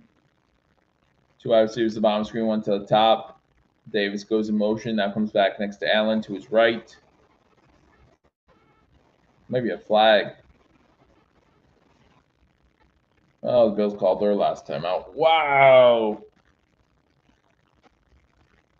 Wow. This is more frustrating than the game's been. Excuse me. Excuse me. It's only the second time out. I thought that was the third. 8:08 to go in the fourth quarter. Bills up 31-10. They have the ball 3rd and 11. 3rd and 11.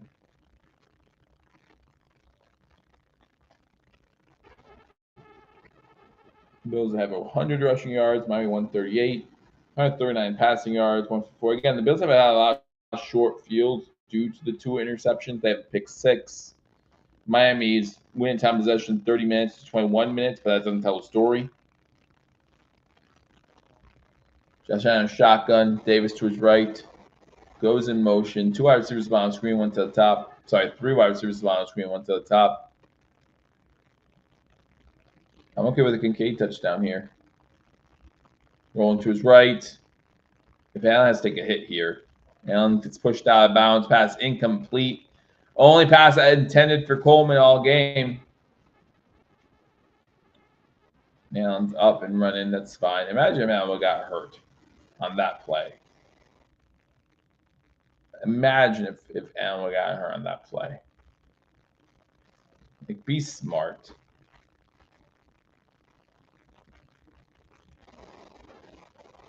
Jumps over the bench. Wish I could jump over a bench like that.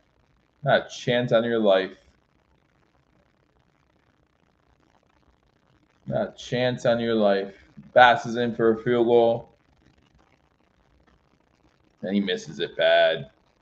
Misses it bad. Wow. Good time to have your first miss. Good time to have your first miss.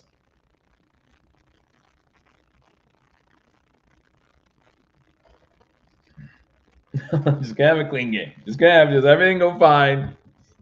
Something bad happen. And we have the injuries too, which is a bummer. But it was a bad miss. It was a bad miss. It had no chance. No chance. Miami takes over.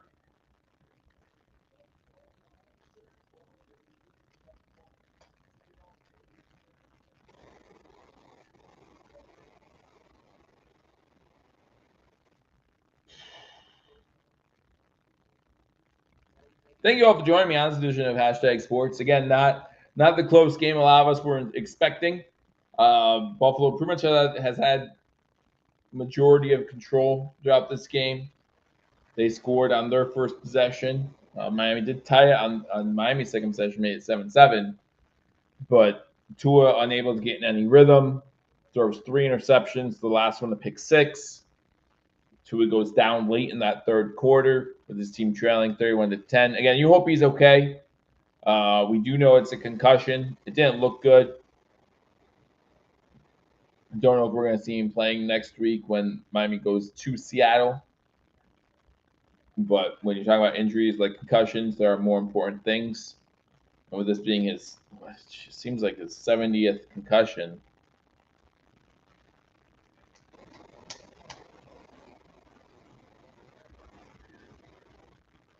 I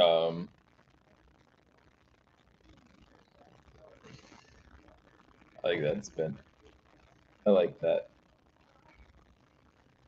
Josh Allen, again, hasn't been asked to do much all game long. Josh Allen, 13 of 19, 139, 1 touchdown. That's it.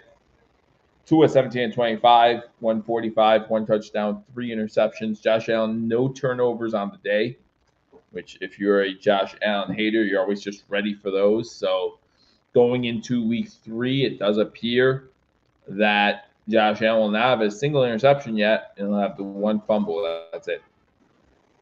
So don't know if that's ever happened in Josh Allen's career. James Cook, really the story of the day. James Cook has had 3 touchdowns, 11 carries for 78 yards, and 2 on the ground. 1 receiving touchdown. Von Miller has had 4 pressures today and a sack. So that's always good to see. Looks like there's a false start on Miami here to start this drive off. So it's going to be 1st and 15. Jackson on the false start.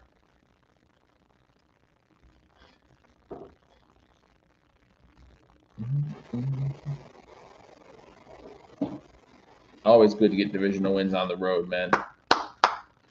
Always. How much time's left? We're talking at 7:54. Shotgun formation. Pass over the middle completes, number 84.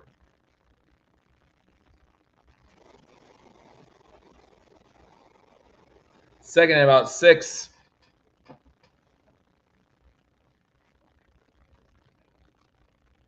They didn't need to. Why show other teams anything more than what you need to do today? You don't need to show. Listen, we know the weapons that the Bills have. Hell, Josh Allen threw to 9 different receivers last week. Skylar Thompson throws pitch out to A-Chain. Nope, I'm sorry, it's Wilson. Gets a 4-yard loss. Good pursuit by the Bills there. Give me a long 3rd down. 7:10 to go. He does get out of bounds. They're looking at Dolphins' upcoming schedule. At Seattle, against Tennessee, at New England, then the bye. Man.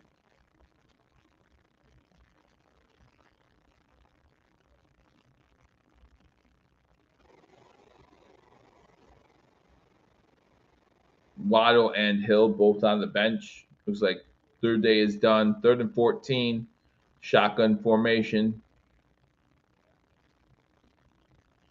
Quick screen to A-Chain.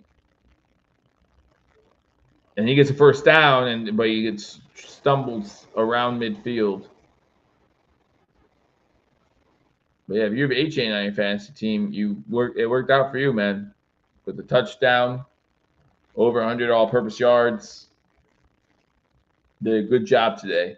Unfortunately, it just wasn't enough. The Bills were okay saying, hey, we'll let A-Chain beat us. We will let A-Chain beat us. We will let Jonnu Smith beat us underneath. We will let that happen. We will not let Hill and Waddle beat us. And they didn't. Hill and Waddle were very minimal today. Pistol formation. Rapp comes in, makes the tackle. 2nd down.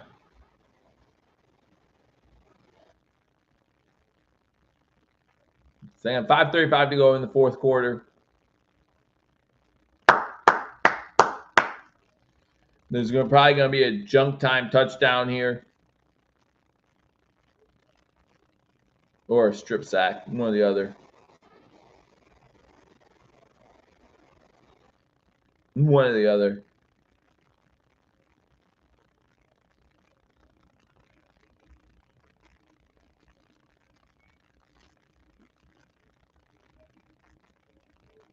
Scott throws it. That's A-Chain again, isn't it? Yeah, it is. Makes a great catch, adjusting to the ball. Wow. Yeah. Again, A-Chain looking really good on the stat sheet. I think he might be the leading receiver at this point, too. 7 receptions, 69 yards, and a touchdown. 22 carries for 96 yards. Yeah, absolutely. Absolutely, you'll take that in PPR.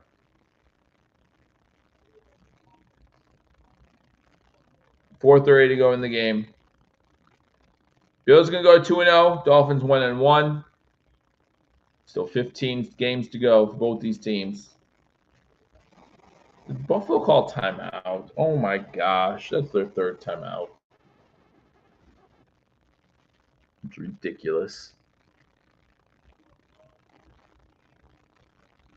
Yeah, I don't know, Spin, and I agree with you. He was questionable all week long.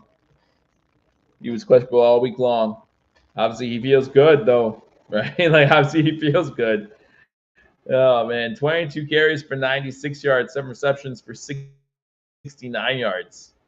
I mean, 165 and a touchdown. Most league, that's what, 16 plus 7 receptions. 23 plus the 6 for that's 31 fantasy points. Am I doing the math right there, guys? It's pretty impressive. Pretty impressive. No, I did the math terribly wrong. I think it's like 24, 23 points.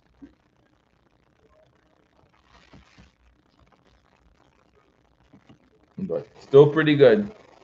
My math isn't mathing, but it's a lot. Ask Mario. He's the math guy. I'm not the math guy. I'm not the math guy. But I do know that 31 is more than 10. 2-0 is better than 1-1.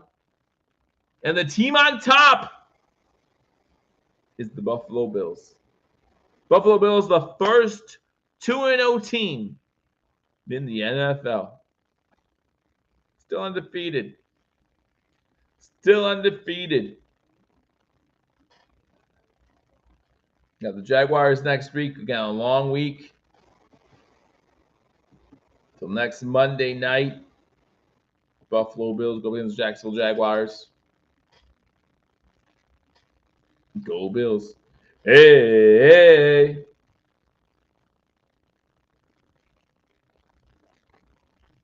And again, don't fall for the hype, guys. Starting tomorrow, the hype train on the Buffalo Bills is going to start.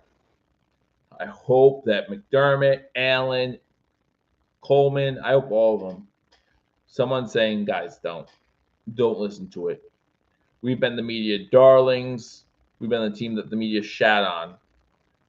None of it matters. None of it matters.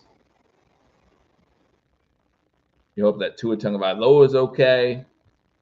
You hope that he doesn't miss any time. You hope that Terrell Bernard is okay. He doesn't miss any more time other than the rest of this game.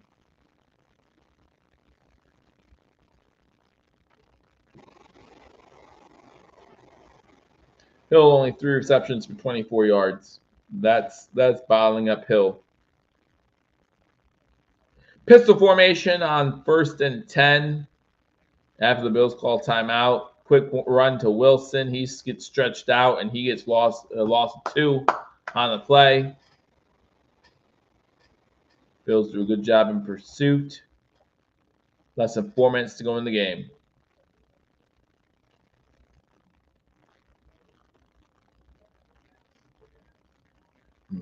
Right. They played one game. Talking about the Texans. They played one game. I think the best teams are the teams that are run first when they need to be and are pass first when they need to be, and they know the difference. They know when. Shotgun, run back to the left and right. Tight end goes in motion. Over the middle pass complete. Number 88 for enough for a first down. Inside the red zone. Inside the red zone. Hey. Bills fans are still there. Bills fans are still there. Enjoying Miami. Shotgun formation. Skylar Thompson.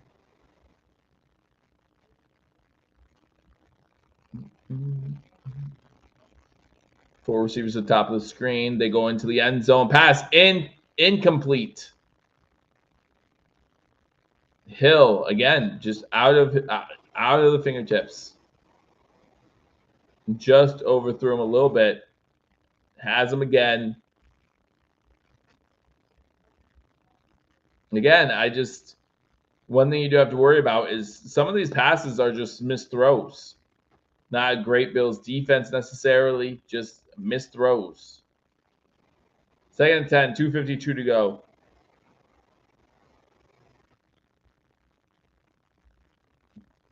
Two wide receivers at the top, 2 at the bottom in close bundle formation. Pass complete. Quick out route to the tight end, Smith. I don't know how you say it with the Y in there, but going to be 3rd down. 2:35 to go. Bishop is in. I did see Bishop in, yes. Good time to throw that 4th interception of the day. Hey, if you got this game at 48.5, might be a sneaky over here if they get in the end zone. third and 2 from the 11. Shotgun. Over the middle, incomplete. Benford could have had a second pick if he was paying attention. He knows it too. 4th and 2. 4th and 2. Don't forget to join me next Monday night. Game against Jacksonville Jaguars. Be live Wednesday again for razor sharp picks. Doesn't look like my my lock parlay is going to hit again this week. It's going to be out as of Thursday with this game, which is okay. Again, I'm okay with it because it was bad for Buffalo. So shotgun on 4th and 2, 2:08 to go. Look at the throw, gets hit as he throws. Broken up by Bishop.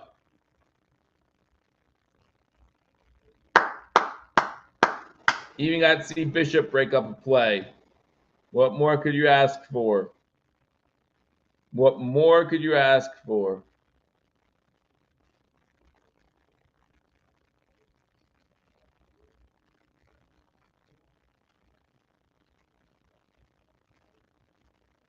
Now we just do 3 kneel downs, right? Did that take us to a 2-minute warning? 2:02. Come on. So we have to run it on 1st down. In fact, we might have to get 1 first down. But if you're McDaniel, you're just like, can we just take those 2 seconds off the clock, please? Can you just take those 2 seconds off the clock, please? Biscuits is in. Biscuits.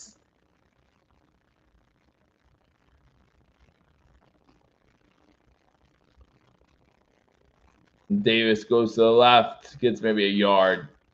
1:57 to go. All start celebrating now. Bill's looking good.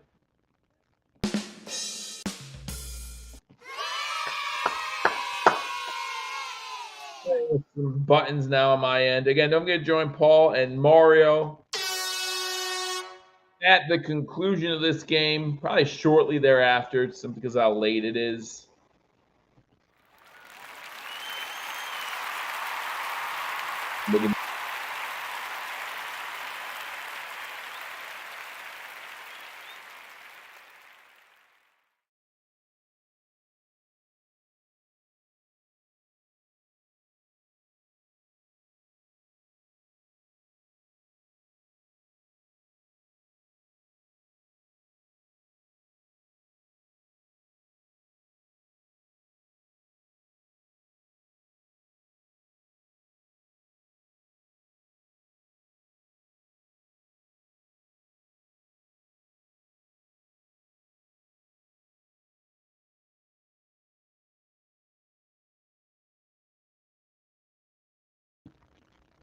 What happened there? Who muted me? Who put me on mute? Who did it? It was one of you. I know it. I know it. It's getting late. Falling asleep. You're like, who's this loud guy? Thanks, Mom. Let me know. Can you hear me? My drink's empty, and I feel like it's too late for me to have another one. Be responsible, they say. Whatever. It's so dumb. So dumb. Sorry. I'll be feeling pretty good tomorrow with or without the alcohol. Big win. What's wrong with me? No, you ignore me, Spin. That's a different thing. You ignore. It's not muting. It's ignoring. But that's fine. That's fine. In your head, I'm being silent, and that's fine. There's a lot of things going on in your head, Spin, that I just don't want to know about. So it's fine. Just leave it lie. It's fine.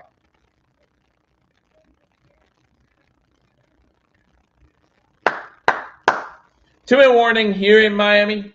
Bills up 31-10. Bills have the ball. 1 first down. They could start kneeling it, however you want to say it. Player of the game has to be James Cook. 3 touchdowns on the day. I would make a joke, but he's injured now, so I won't. A certain person being a player of the game. Biscuits hands the ball off to Davis. Davis first down. That's game. First down. That's game.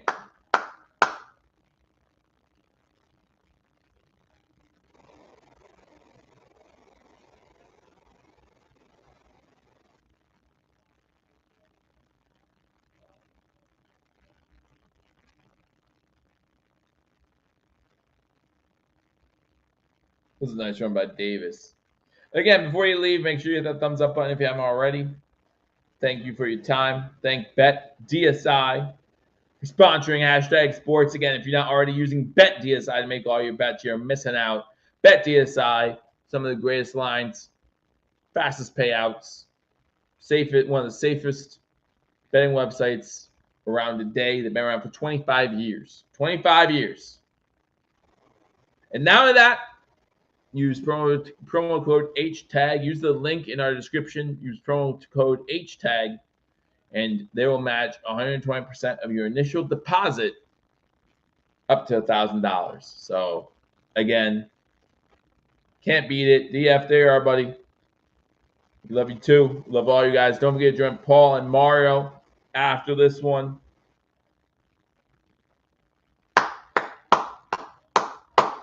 Count us out, guys. The Jets have passed us. The Dolphins have passed us. Window has closed. Meanwhile, the Bills keep chugging along. Chugging along. Now 2-0. Again, don't forget to join us on Wednesday for Razor Sharp picks. I got this one right. I picked the Bills to win straight up. Obviously, the Bills to cover a spread where they were underdogs. Pretty sure I picked the over, so got that one wrong. It was 11-5 against the spread last week. Let's see if I can do double digits again. I win some money that way because I'm not doing it with my parlays and props. So thank you for joining us on this edition of Hashtag Sports. Again, Paul Morrow will be around for the post game here shortly after. Maybe Ryan will join them as well. I'm probably going to call it a night, guys. Some of us work in the morning. I hope you enjoy the post game and enjoy your Friday and a stress-free weekend, at least when it comes to football. Unless you have a college team that you like who has a big matchup. That's a great thing about being a University of Buffalo fan. You know what to expect. UMass this weekend, okay, we can beat them. But if we don't, that's okay too. Hoping they become bowl eligible. Hoping this Bills team becomes Super Bowl eligible. We won't find that out until February. Thank you all for joining us on this edition of Hashtag Sports. I look forward to seeing you all soon. Until I do, go Bills.